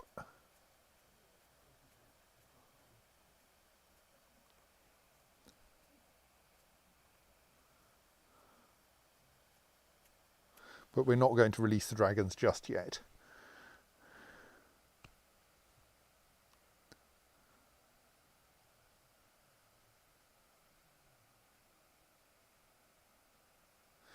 Still dwarves turning up. I keep going, oh, is there someone else walking towards? Yes, there is.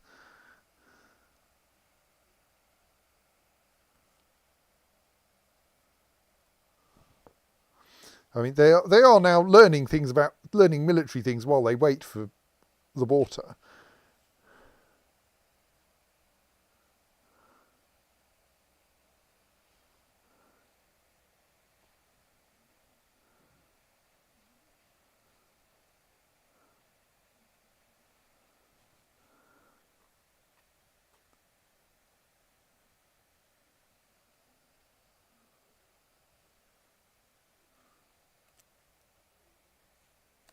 What? There's a giant wolf.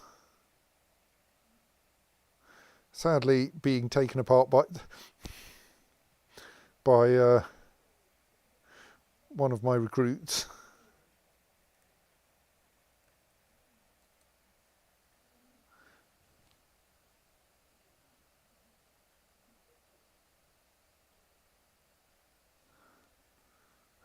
Once people stop turning up for the swimming lessons, here's another one.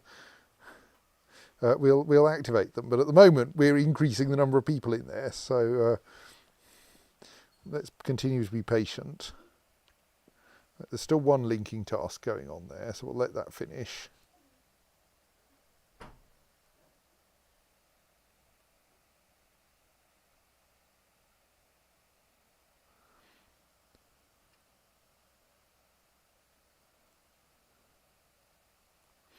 Usually we eventually reach the point where there are enough, where people start leaving the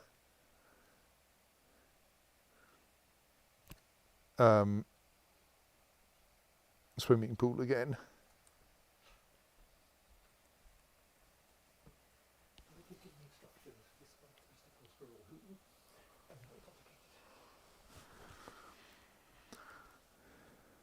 You're still heading over there, aren't you? Yes, and you're heading over there as well.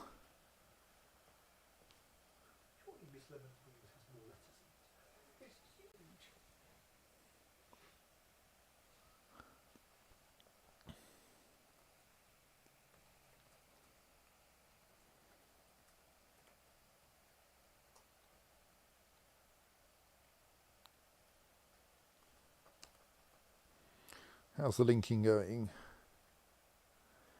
Still underway.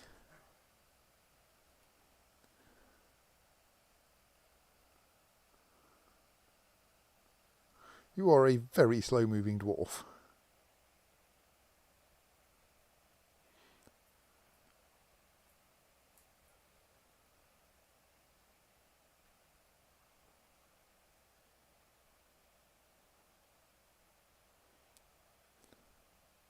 I think that's really personality, is it? It probably comes somewhere under here. Flimsy and weak. Maybe that's why you're so slow moving.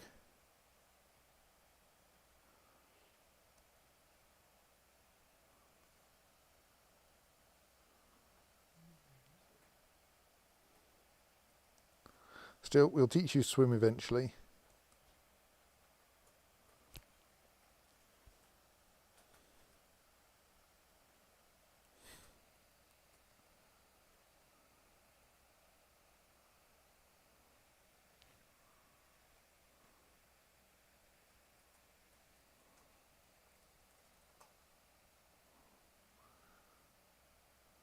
Right, is that everyone? No, the door's still open.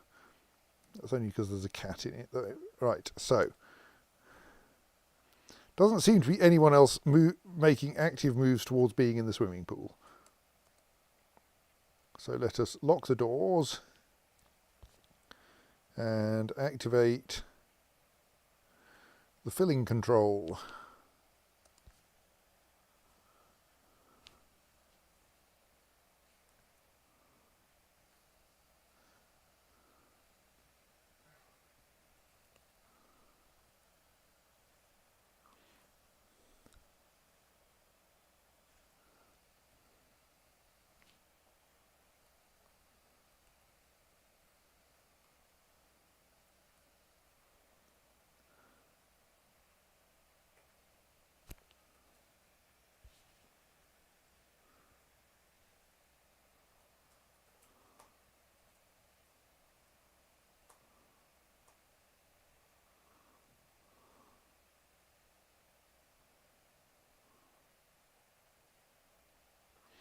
I presume someone has actually been assigned to pulling this lever. They're just busy, or a long way away, more likely.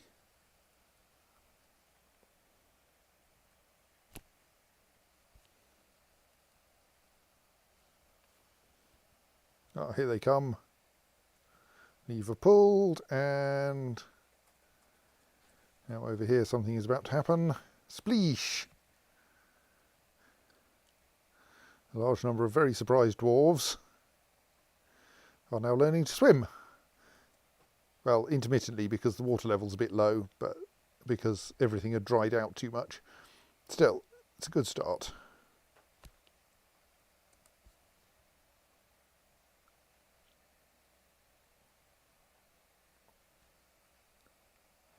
And when the water level's low, they can get back to doing some work again, learning their soldiering.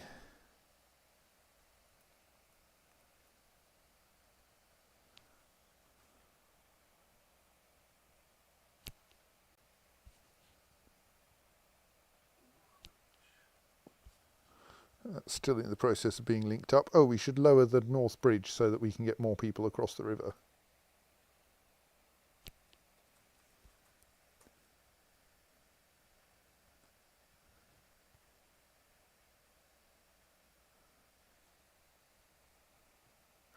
Yes, Steph, you may have missed the replacement of the swimming pool with a new swimming pool, which is safer and has only killed one person so far.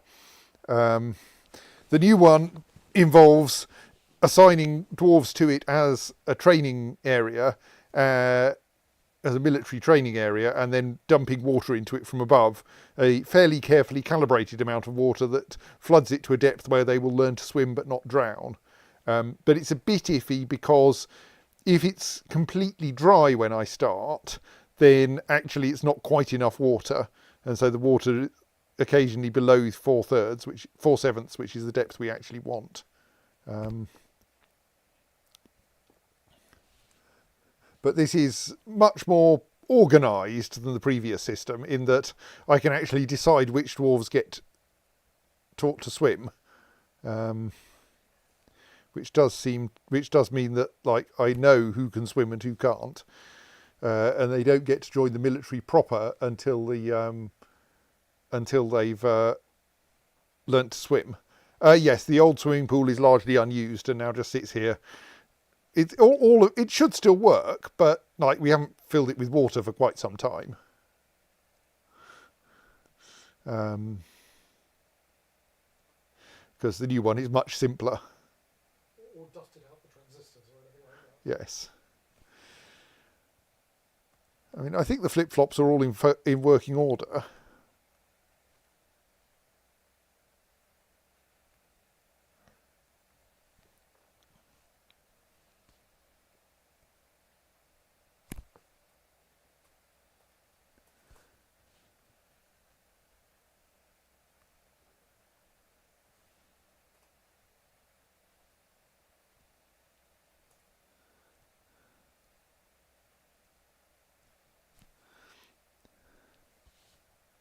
I mean, it looks like training people up as siege operators is pretty easy.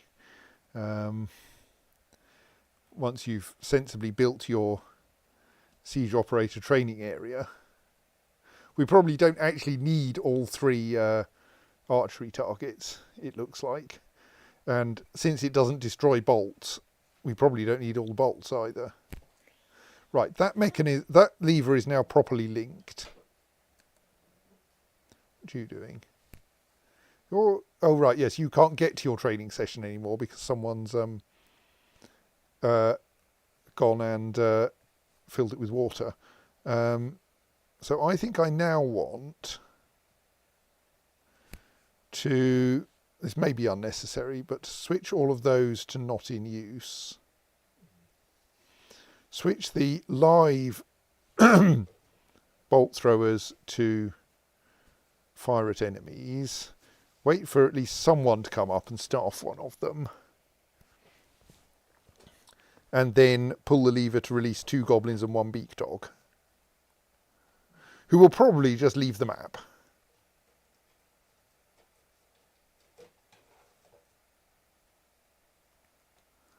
What are you up to? Oh right, yes, you're still constructing that weapon trap, I presume.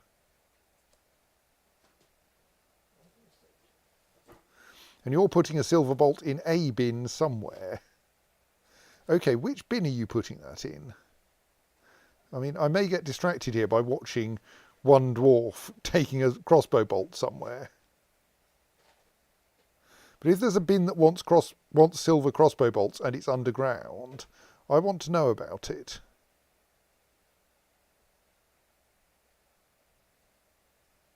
Okay, no, there isn't. Oh, is it here? Does this stockpile take ammo? Yes, right, okay. Let's say that crossbow bolts are not stored in that stockpile. Yeah, I think that's all we want to say about that.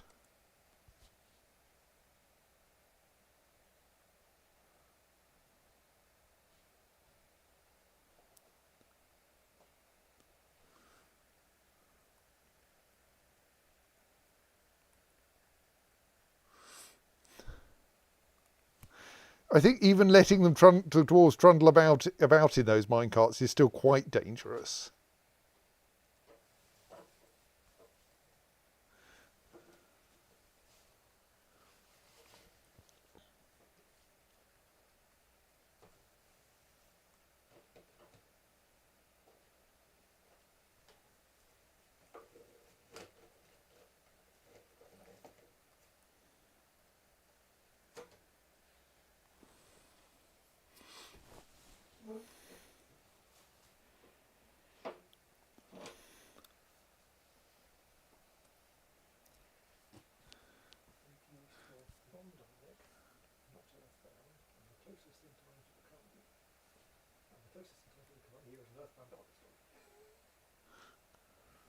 And the next closest thing I found, not counting on still reserved for 2 cursories, is in 80 years in the future. They found I think the squirrel. I'm not sure if you give it to her or not. This is my file. That's the squirrel.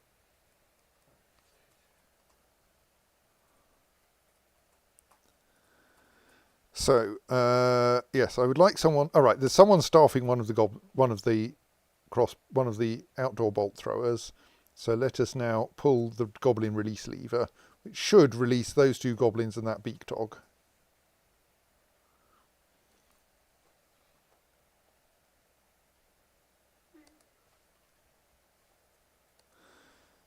Who might do something foolish or might just leave the map. They seem to be going for the optimistic approach here. I mean, they're going to run into some weapon traps, but on the other hand, the weapon traps might not hit them.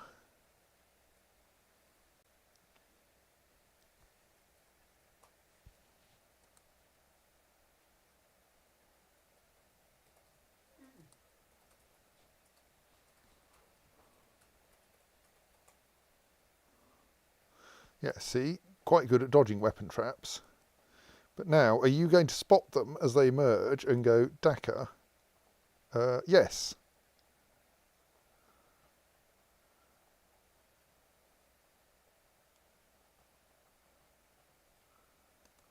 Right, that was quite interesting. So I saw some goblins staying ahead of the barrage. Were they? Yes. Does your dwarf need to be taught to lead the target? Maybe, yes. Also, blocking it quite a bit with their shields.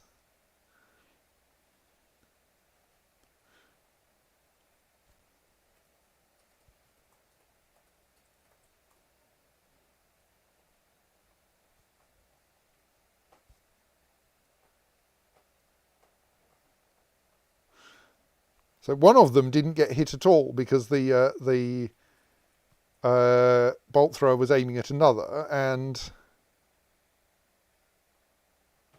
8 bolts arrived in approximately the right place.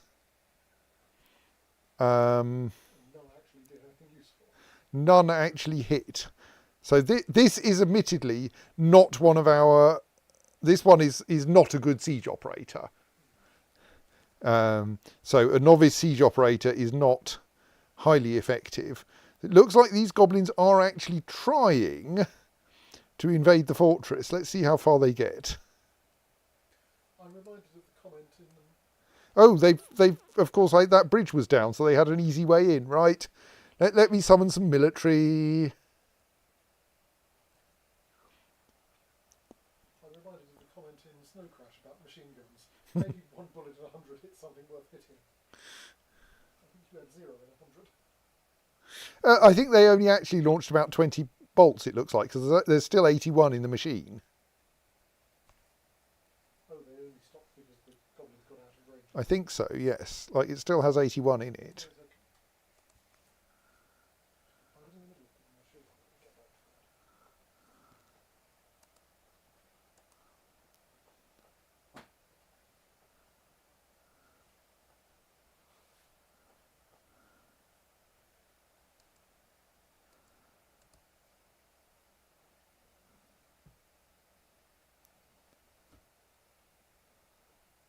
Now, a dwarf with mace, on the other hand, is a lot more effective.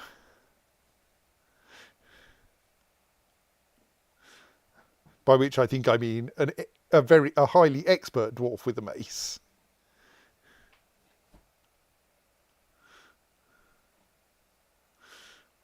Hello, sorry, did you want your skeleton?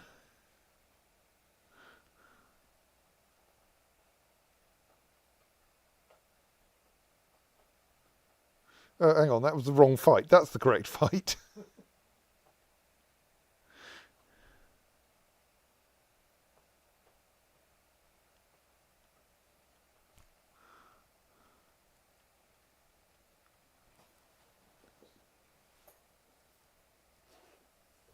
Right, where's the other goblin got to? There should be another one.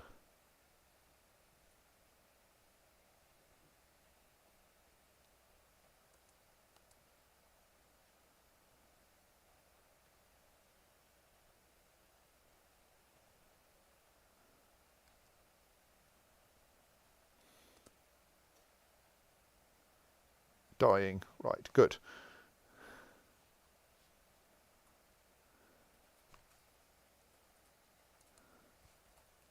So I think the beak dog just left the map, and those 2 goblins decided that they wanted a fight. Let's switch that back to just keep loaded.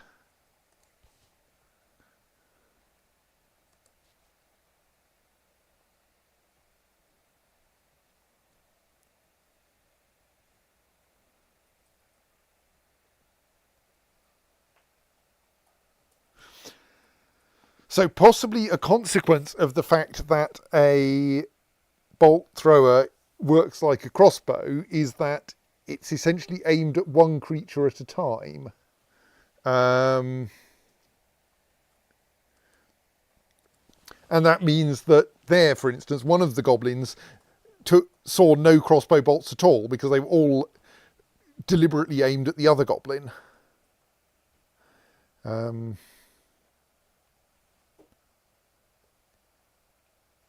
So that's kind of possibly inconvenient, I'm not sure. Anyway, let's re-enable training on the training bolt throwers. They should all be called practice bolt thrower.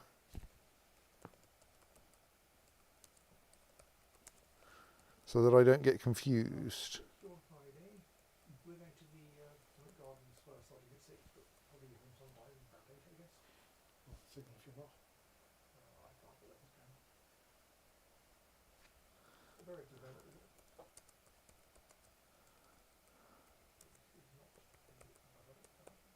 I can type, really.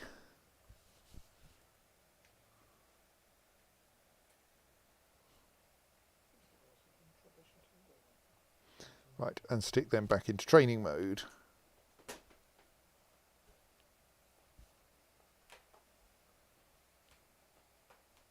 I wonder if actually we could arrange archery targets somewhere near to the live bolt throwers with a drop that means that their bolts survive. And then like we could do training and live fire in the same place. Oh, we'll take that one off for active service as well for now. Meanwhile, we should set up actually I think we should demolish this lever merely in order to get all those mechanisms back and build a new lever next to it.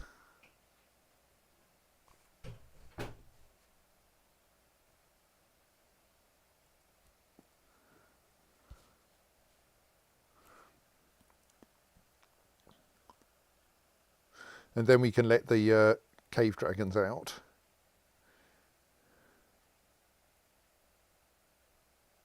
Probably. Maybe we should just let one cave dragon out and see what happens.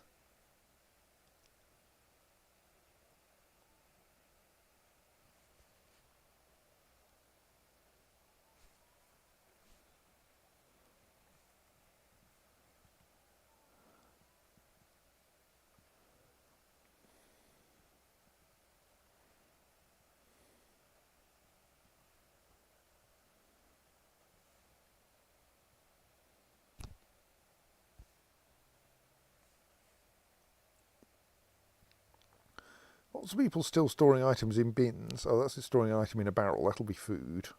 Which is slightly weird, but what items are people storing in bins? Yes, that storing that goblet in a bin is obviously sensible. How's your swimming going?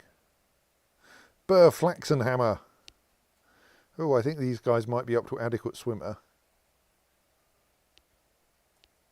Not all of them yet.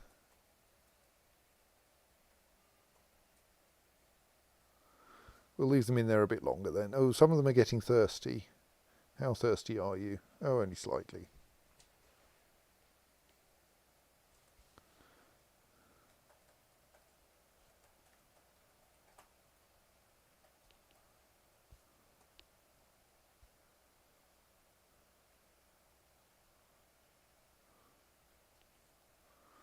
Some of you are already adequate swimmers, but like I don't want to let you out yet because the others aren't.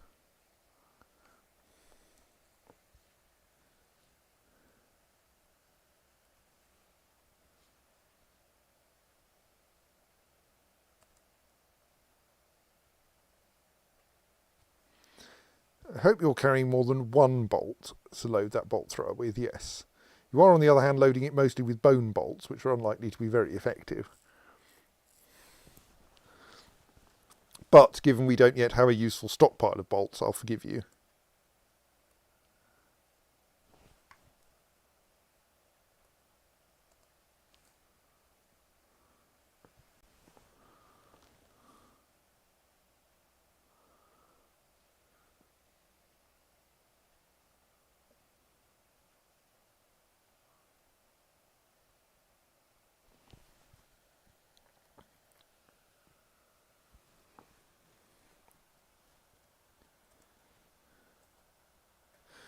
So I think we might want more bolt throwers.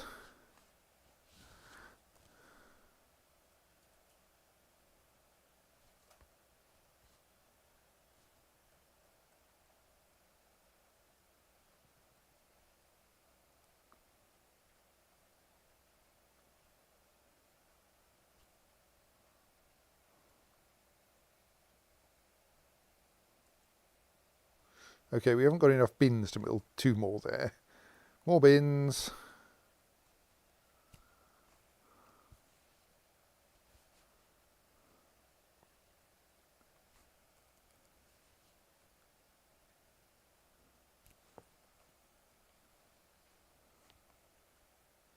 Oh, we're actually running out of wood as well.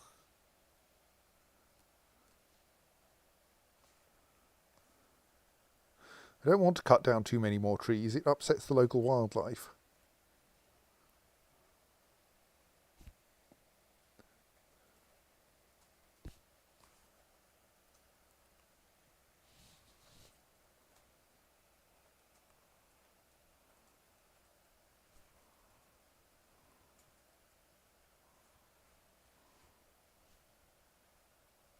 Right, that's a new lever which we can then link to one of the dragon cages.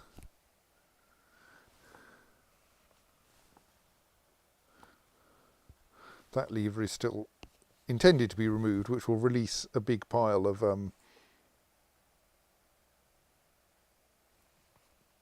mechanisms.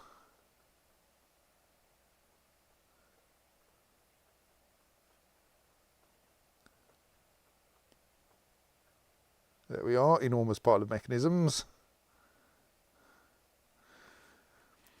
which will then get filed properly.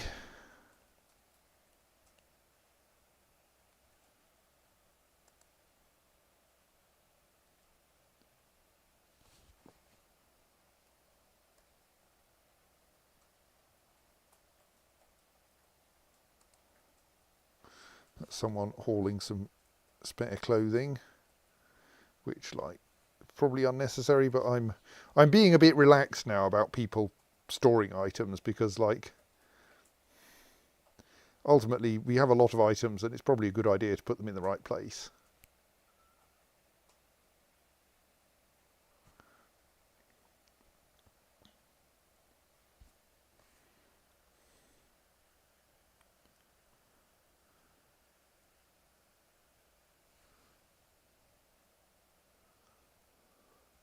And eventually they'll get down to the crossbow bolts to be stored in the ammo stockpiles, hopefully. I wonder if there's a thing like they prioritise stockpiles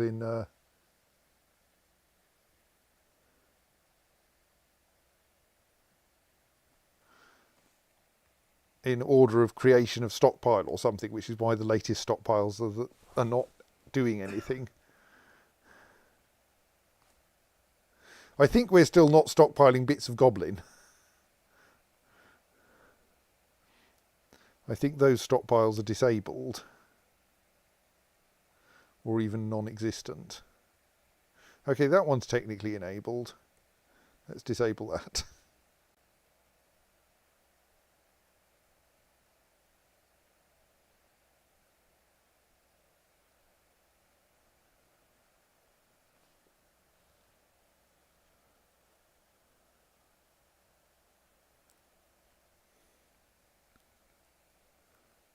How are the swimming trainees doing? They're all looking a bit thirsty.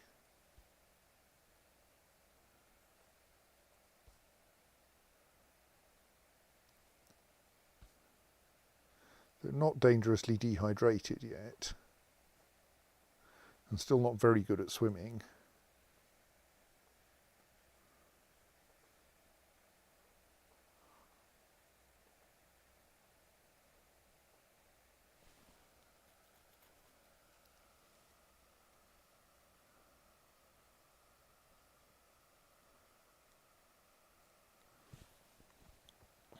How are they off for equipment, these guys?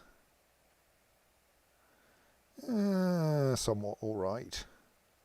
We need to make better equipment, but I'm kind of rather busy training them up with swimming. Maybe we should start paying attention to making better equipment. So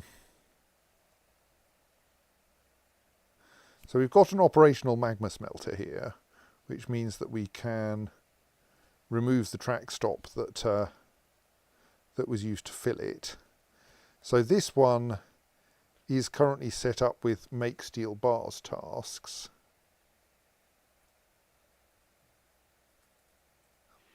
Um,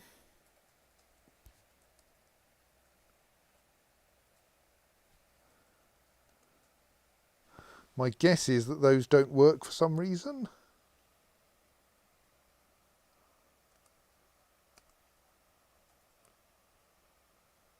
Oh, it's someone hauling a silver bolt to a stockpile. To a stockpile and not to a bin? Oh well, it's a start.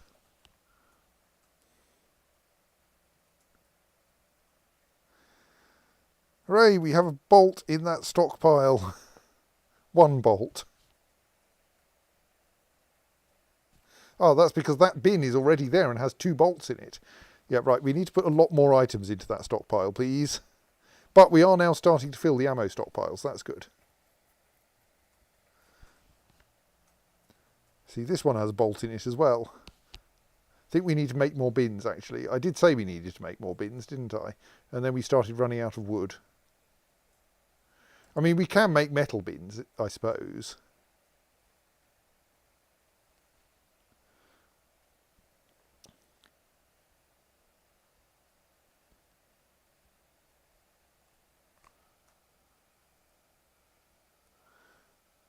Iron is lighter than copper, but we have so much more copper.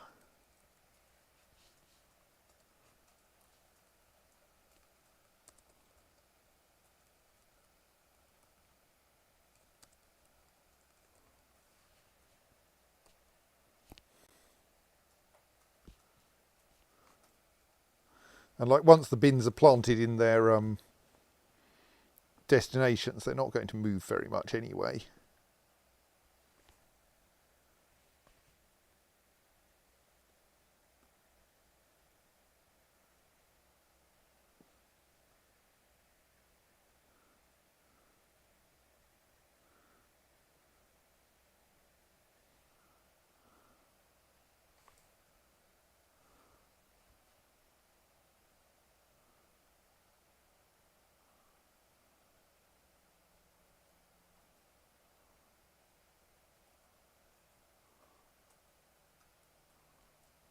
That's now a proper ammo bin. It's got a crossbow bolt in it.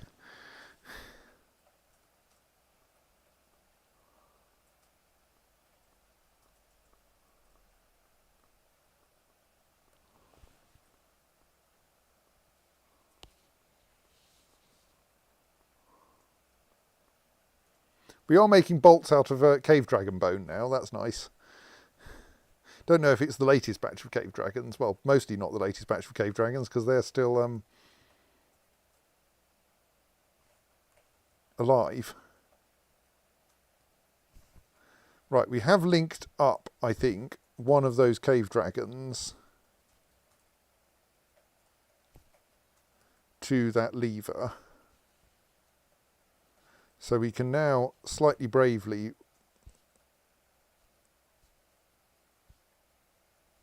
Let's not do it just yet. Slightly less bravely than that.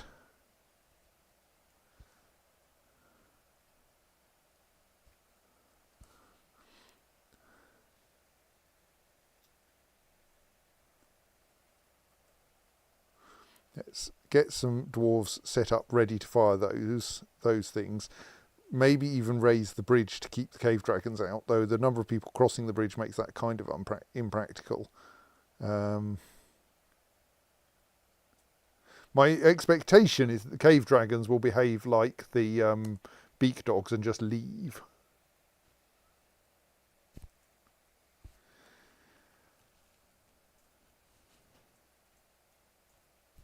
Right, there's already a make leather armour task on there. We'll just let that happen.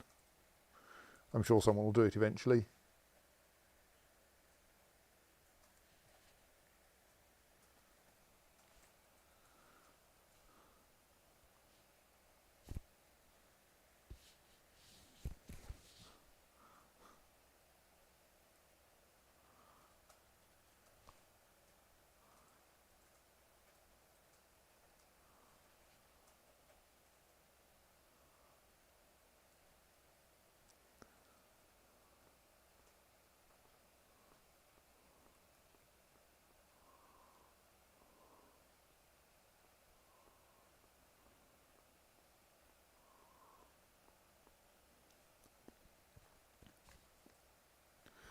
Oh yes, if we're going to try to get people to use the upstairs bolt throwers, that's going to be best done by disabling the downstairs ones.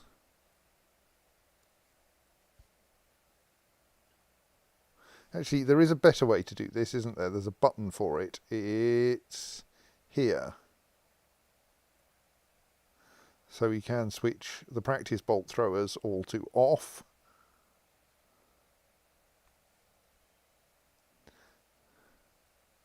The live ones all to fire when ready. Object slightly to the sort order.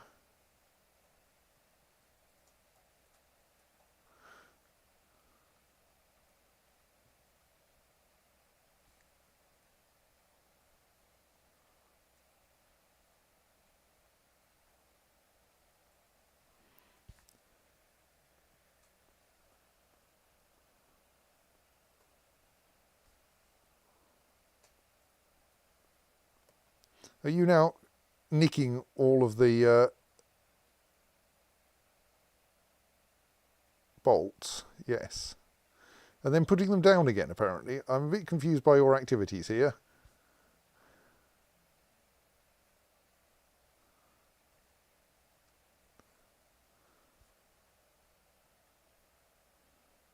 Right, so this is one of our more competent siege operators.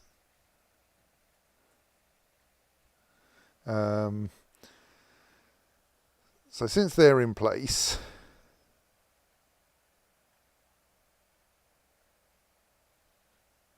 we could possibly slightly bravely release that cave dragon.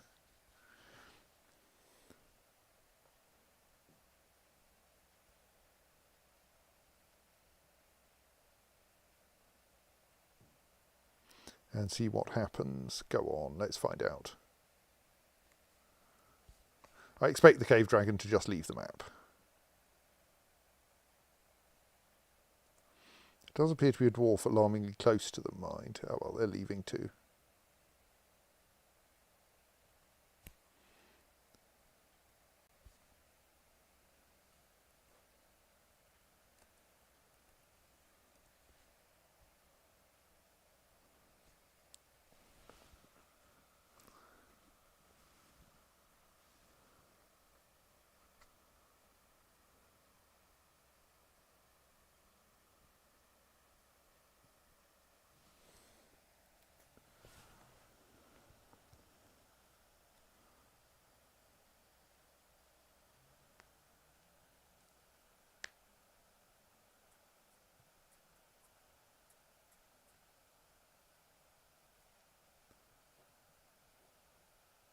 Right, cave dragon released.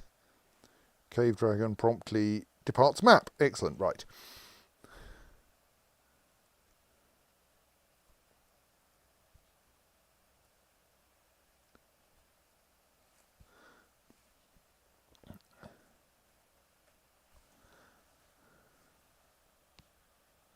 Let's link up the other cave dragon then. So, yes, the cave dragons, being wild animals, will not foolishly attempt to attack the fortress on their own. And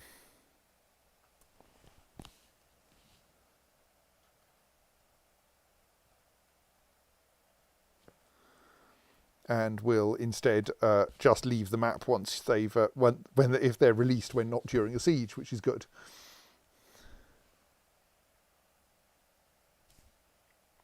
I think we're waiting for this work order to get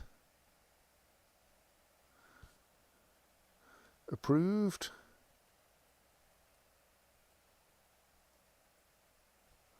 Yes. We do have a manager, don't we?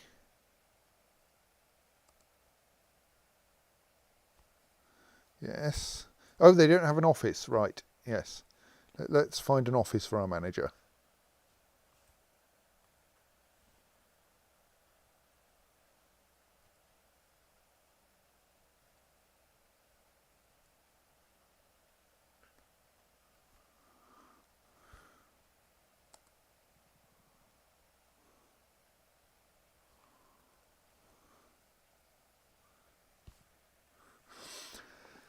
Now, curiously, the dwarves don't seem to like taking over unused offices, even though they will totally take over unused bedrooms.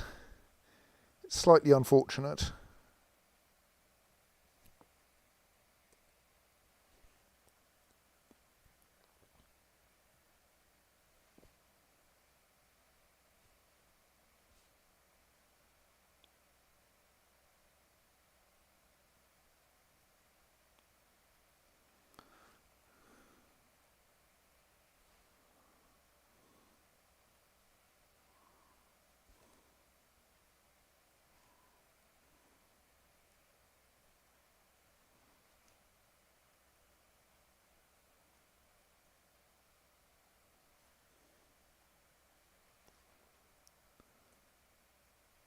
Just having a look around at various stockpiles, making sure that, for instance, that we aren't actually in any danger of running out of soap.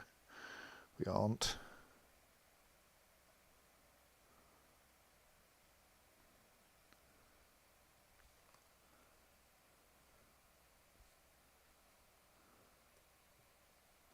So has our manager actually activated those things yet? No.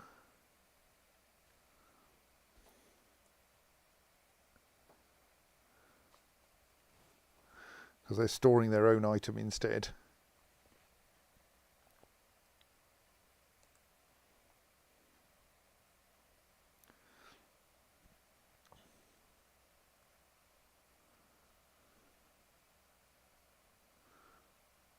Quite what the item is, I don't yet know. Why it's out here.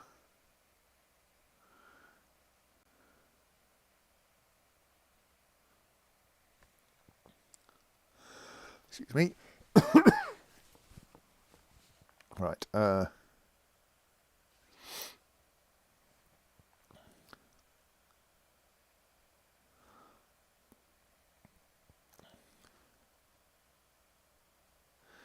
You're still very confused.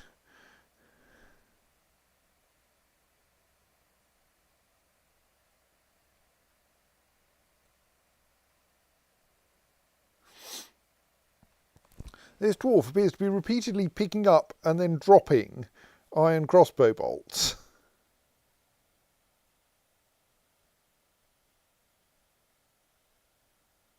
Which doesn't seem like a sensible situation. I mean, they're obviously practicing their picking items up skills, but...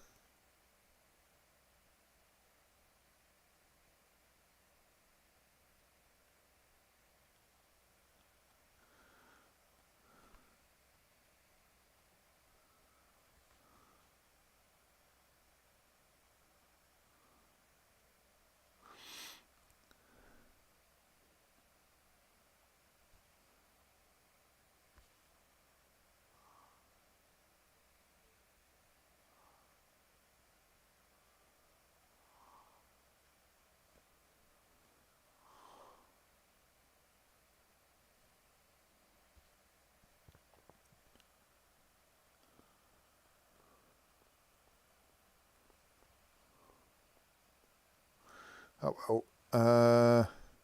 Yes, so we need more bins, but that needs our manager to start doing some management. Maybe I should start a manually triggered bin making task.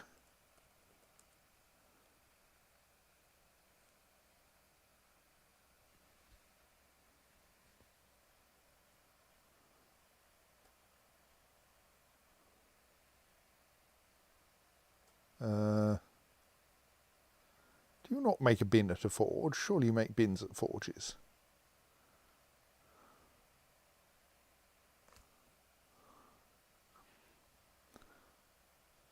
Oh, it's furniture, of course.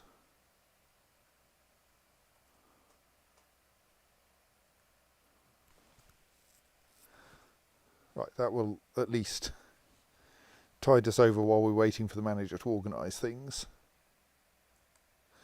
No, bins can be made of copper as well, and I'm, as well well, iron anyway.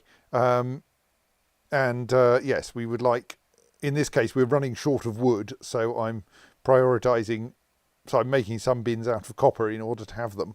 They're heavier made of copper, so they're not as good.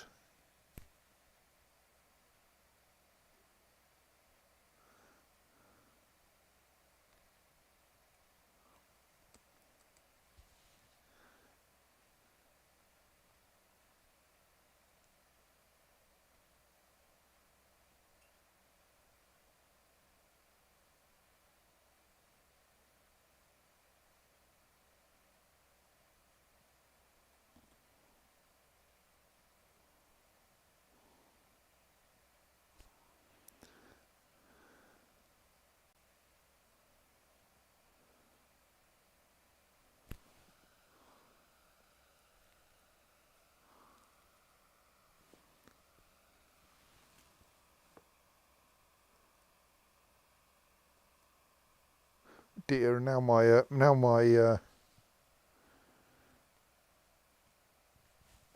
manager has got depressed.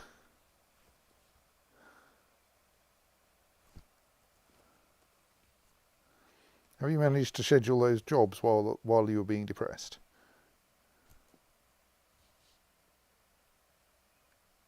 No.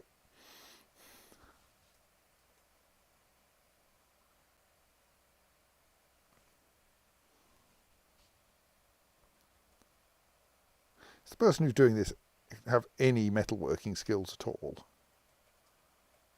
Not really, no. Oh well.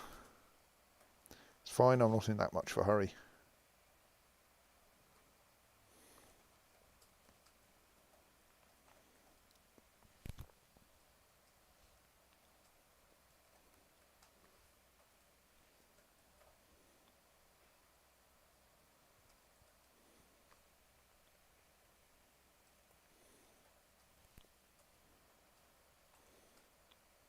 Someone just took some crossbow bolts out of the bin in order to fuel the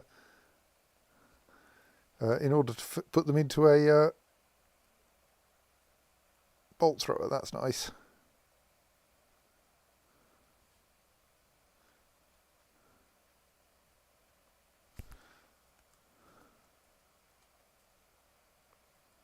Let's use that bin to build a fourth live bolt thrower.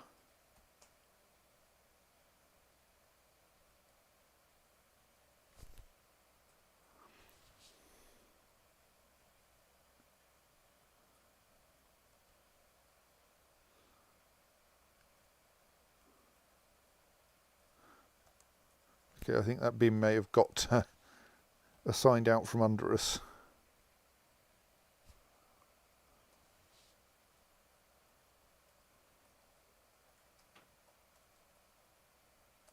Oh well. Let's wait until we've got a decent stock of bins.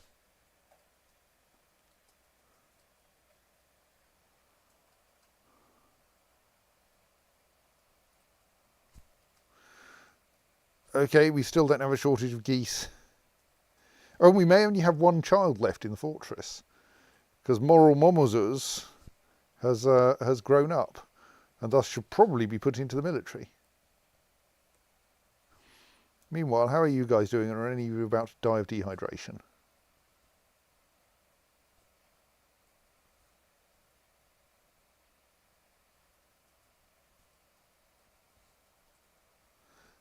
And more importantly, can you all swim now?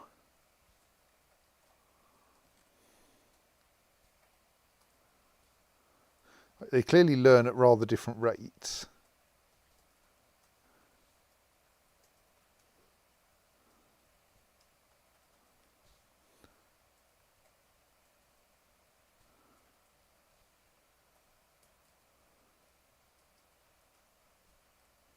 It's looking like they have all learnt to swim.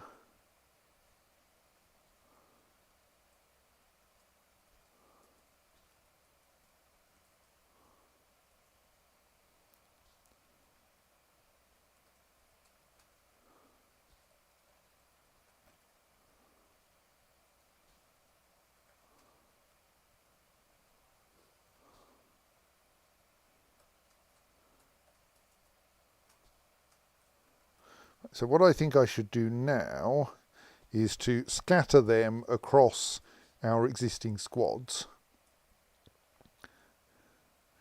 So Bembel Ilrom Ficod.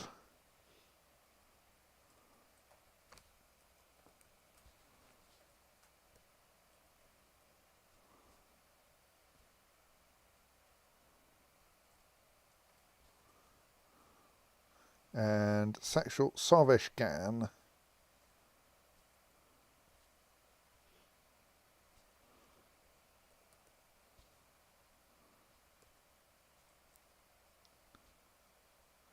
And Nazom Athel.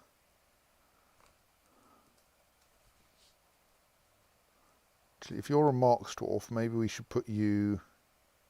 Are you any good as a Marksdwarf? No.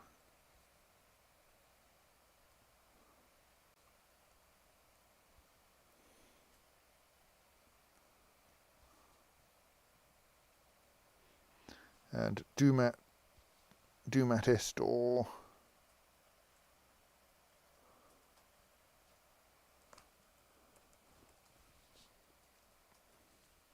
So now, essentially, we want you to learn from people who are good at soldiering. Vabok Limul Odom.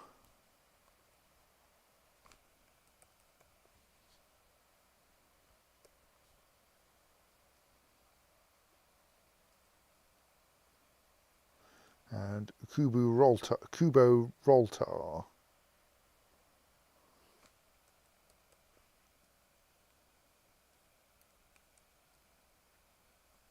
Okay, I got confused about your name. Cole. Try Cole. Okay, are you? Oh, you're the militia captain, so we'll have to reappoint you by other means. Yes, right. Melbill.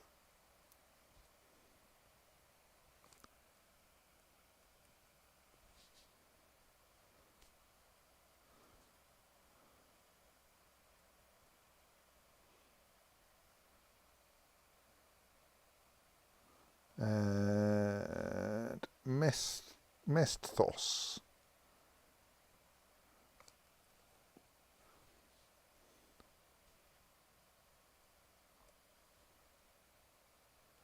And Olonzon.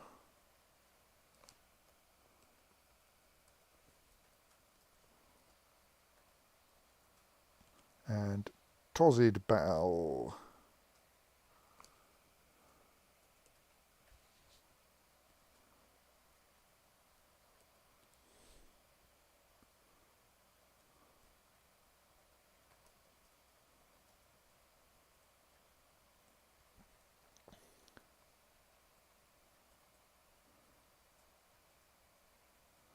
And Obok.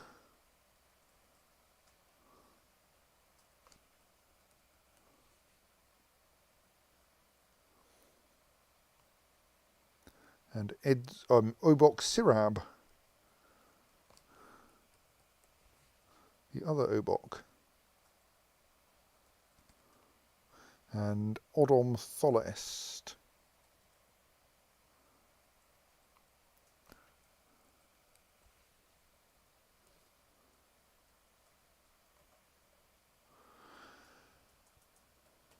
And Anan Sigun.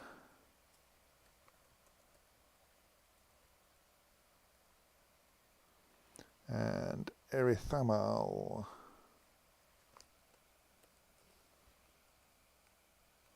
Are you the other militia captain? You are, right.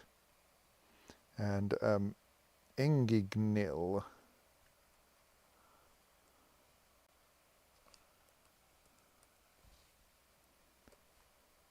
Right, so now we have the slight annoyance that the two militia captains need reassigning. So let's see who is there left in the heavy rocks.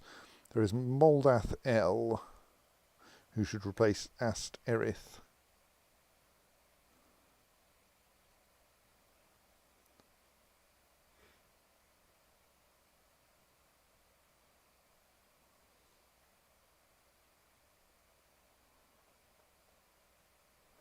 Is that possible?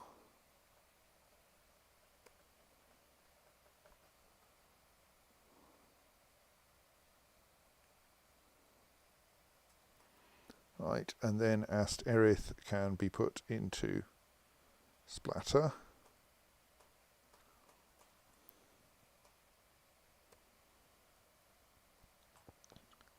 And then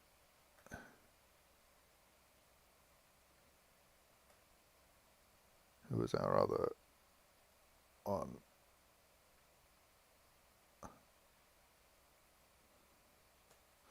And Kol Kubiraltar needs to be removed from the mortal bodices,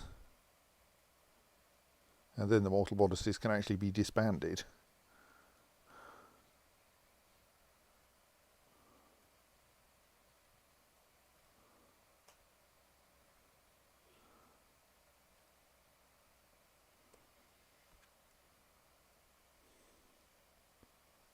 Oh, we'll leave them there for now.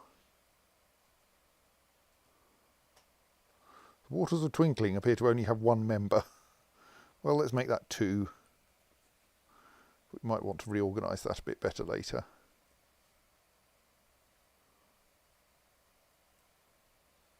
Right, so now we can unlock that door, drain the water, and generally sort things out in there. Oh yes, we do need to put into the heavy rocks our new peasant. Bembul Ilrom Thicod, who is... What? No, not Bembul Ilrom Thicod.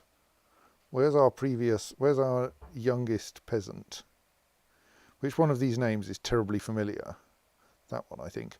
No. One of these is a child who's been here forever. And I can't now recognise their name. They may not... They did turn into a peasant, didn't they?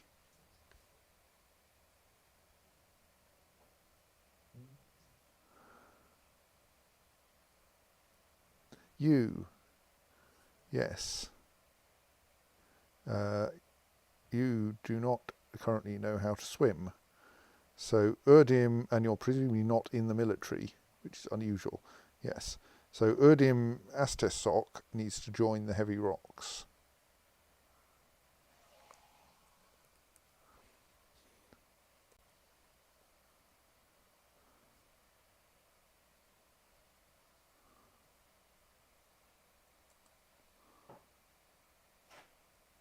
What are you up to? Mostly you're just passing a fight.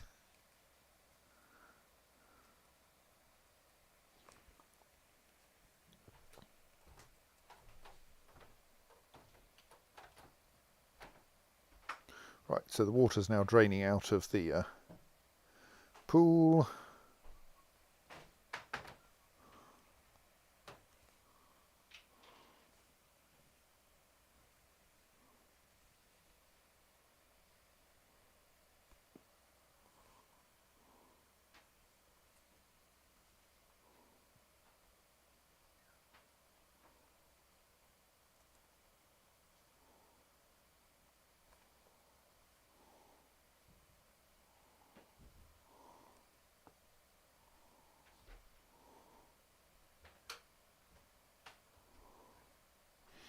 I shall continue to manually ask for copper bins if the manager is going to continue being depressed. Oh yes, we should put the lardy larks back to lardy larking, shouldn't we?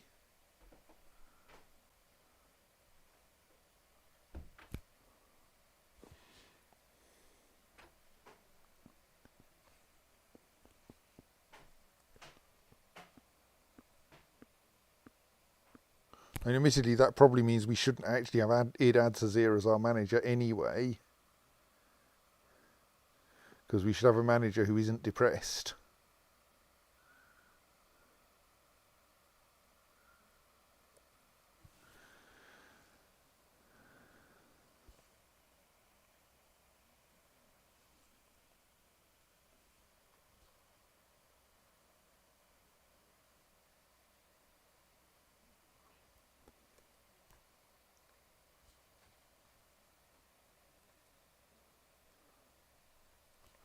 Right, you've made me a masterpiece copper bin, thank you.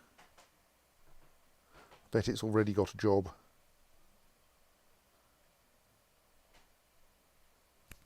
Oh, no, that isn't the copper bin you just made. Okay. I think possibly we have some kind of automated bin manufacturing going on that I don't know about. But I've forgotten we're doing... That forges for bins, so... Is there some oddity where you can make copper bins somewhere else, like in a Craftsdwarf's workshop? No, the Craftsdwarf's workshop is busy being used for crossbow bolts.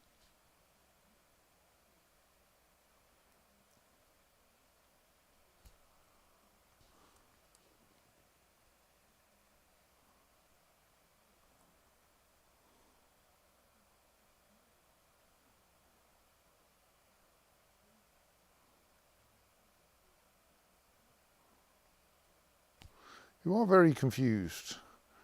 I'm a little bit worried about you. I think I'm going to... You're a militia captain. It's going to be slightly annoying to move you to a different squad.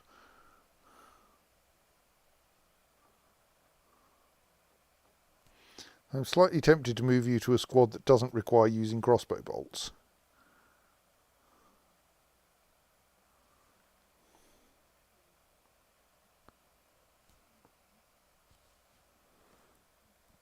Simply so that then you'll stand some chance of not getting terribly confused with crossbow bolts.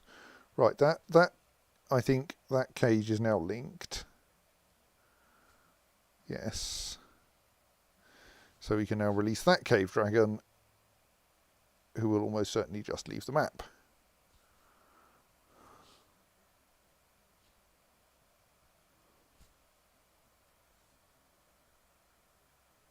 Did I actually schedule that job? I think I didn't.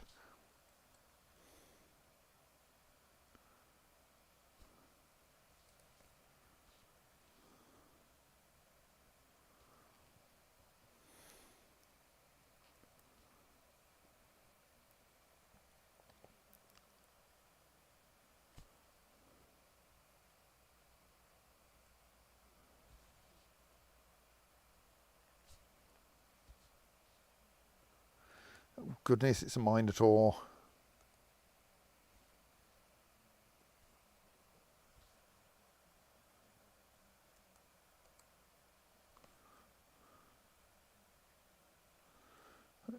Let's raise the northern bridge, staff the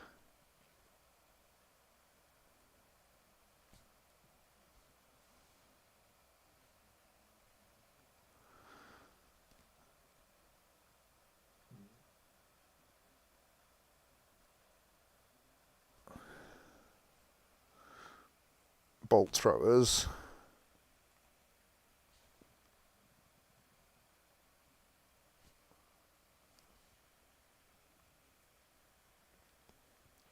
And then wait for the Minotaur to fall into a cage trap.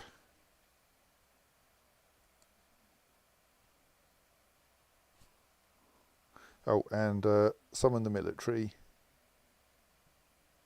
just in case they're needed.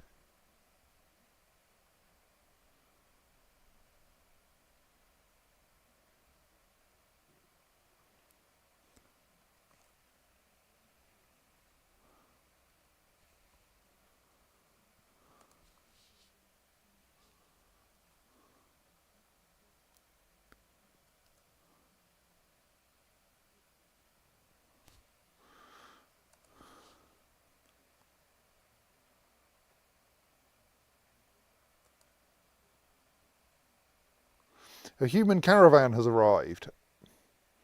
Well, unfortunately, they've arrived just behind the Minotaur.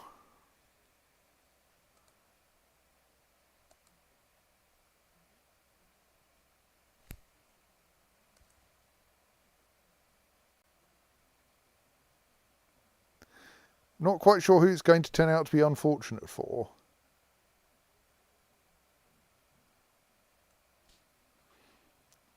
Let's have a look at what's happened to this Minotaur so far.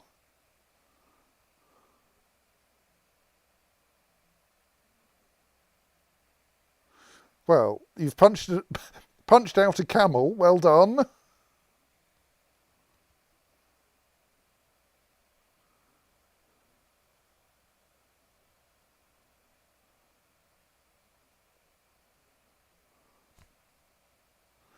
So far, none of the attacks have actually landed on the Minotaur.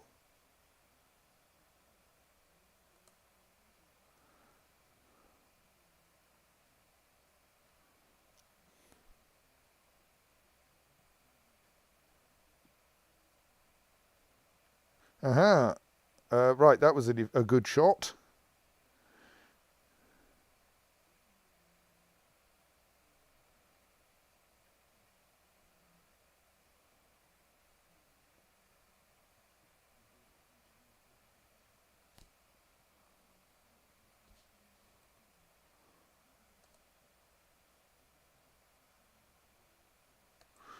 Right, well, the merchant has been killed, it looks like.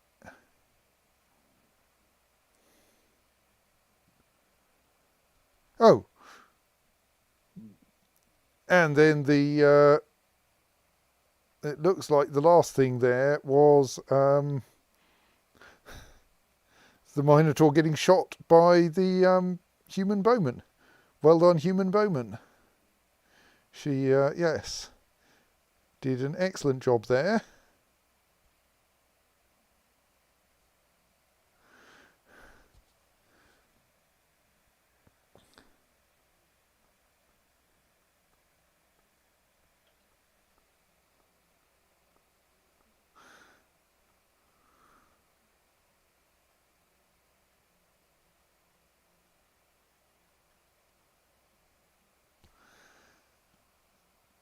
So, yes,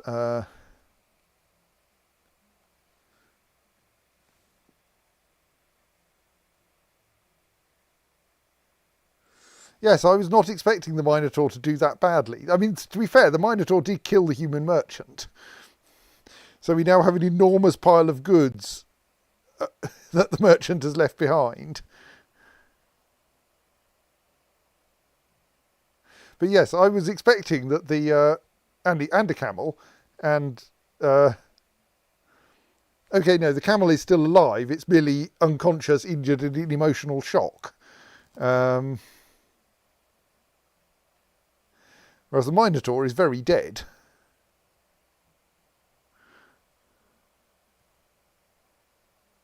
Let's just reclaim its items.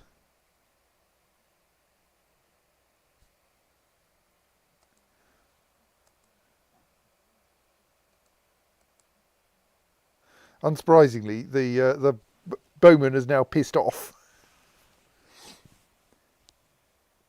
Dizzy, it says, surely the next merchants will want you to pay the merchant's relatives or something.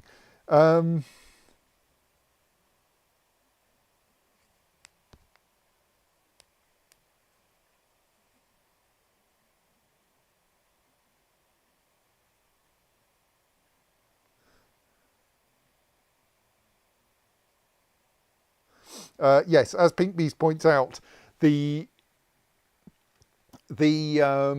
will, I think this will cause the humans to be less willing to turn up and sell things to us.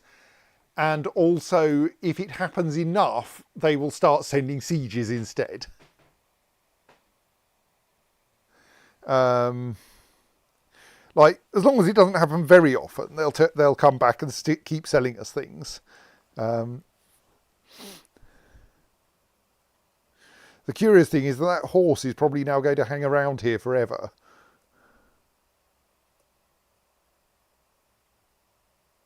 I assume that on-man blowgunner is not anywhere we need to worry about. Yes, good.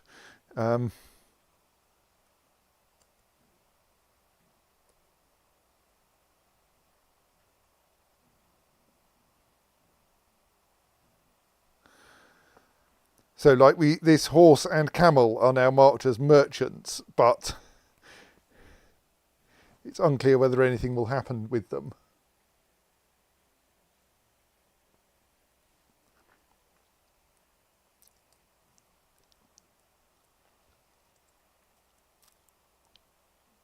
Oh, right, no, they've left the map as well. Good.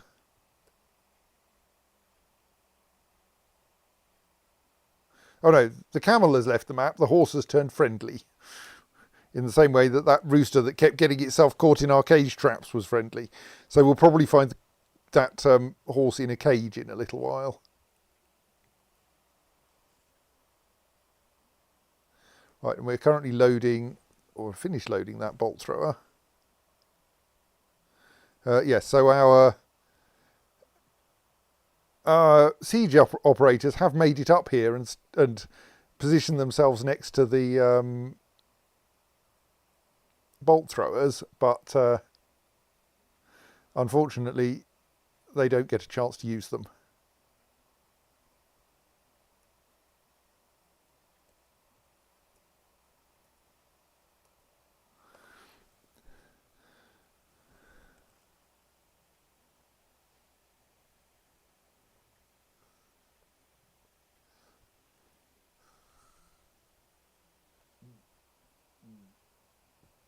Right, so yes, that was an amusing little diversion. Oh, we can release the military as well.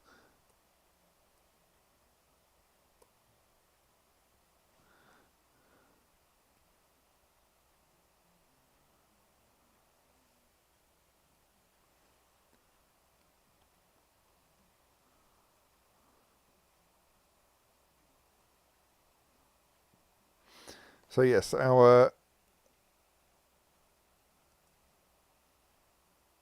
the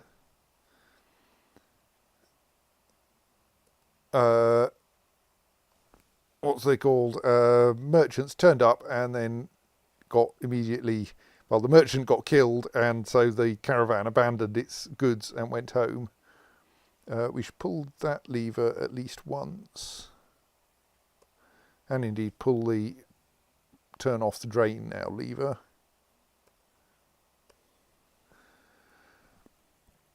Right.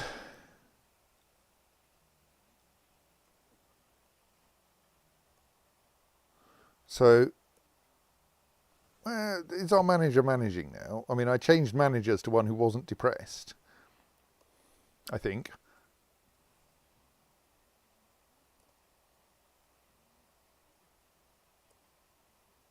No, they don't have a study. What? I thought I gave you a study.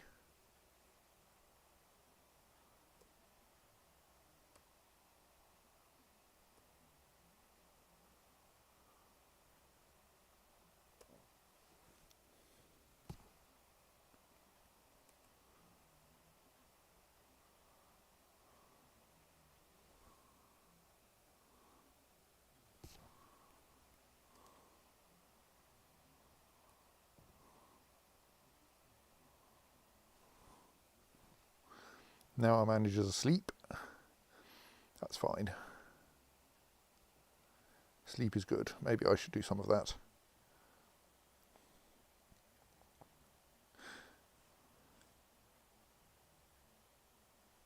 So we have disposed of our cave dragons from that last siege. So we actually have no caged enemies left on the map.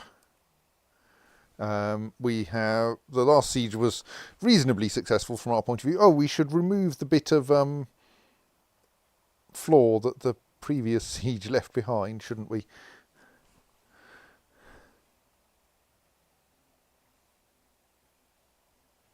And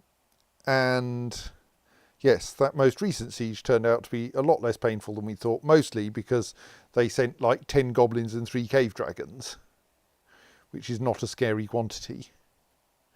Possibly we killed all of their decent people on the previous run. And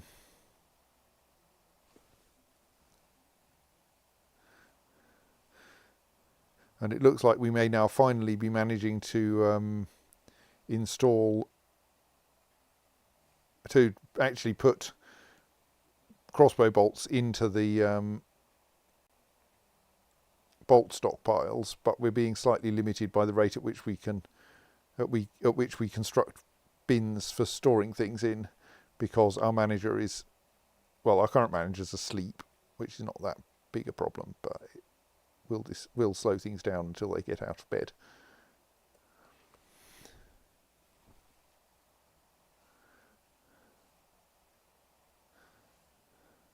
Like, people are storing crossbow bolts, they just are currently storing crossbow bolts one at a time a lot of the time.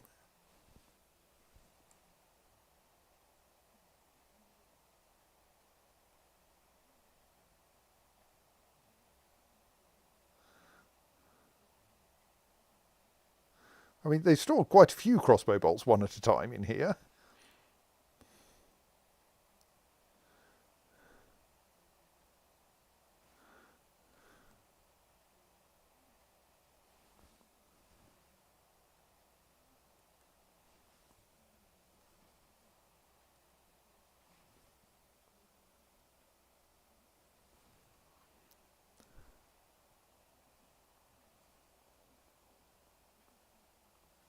I presume we haven't got enough bits to make another bolt thrower yet.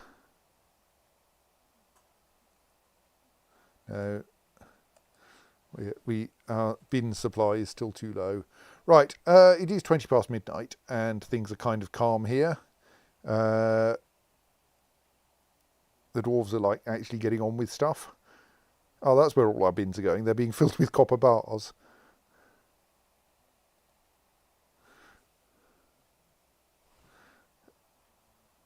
For the purposes of making more bins. Yes, it is now summer, so there might be another siege coming. But we don't quite know what shape it'll be.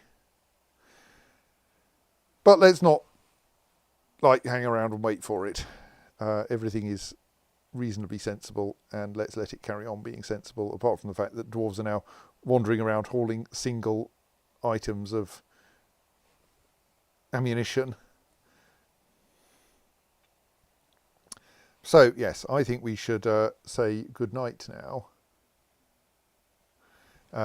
and we'll come back on Friday and carry on and see if we get some more interesting sieges. Though, I mean, that one was quite interesting. It was nice to see that a slightly less terrifying siege works fine.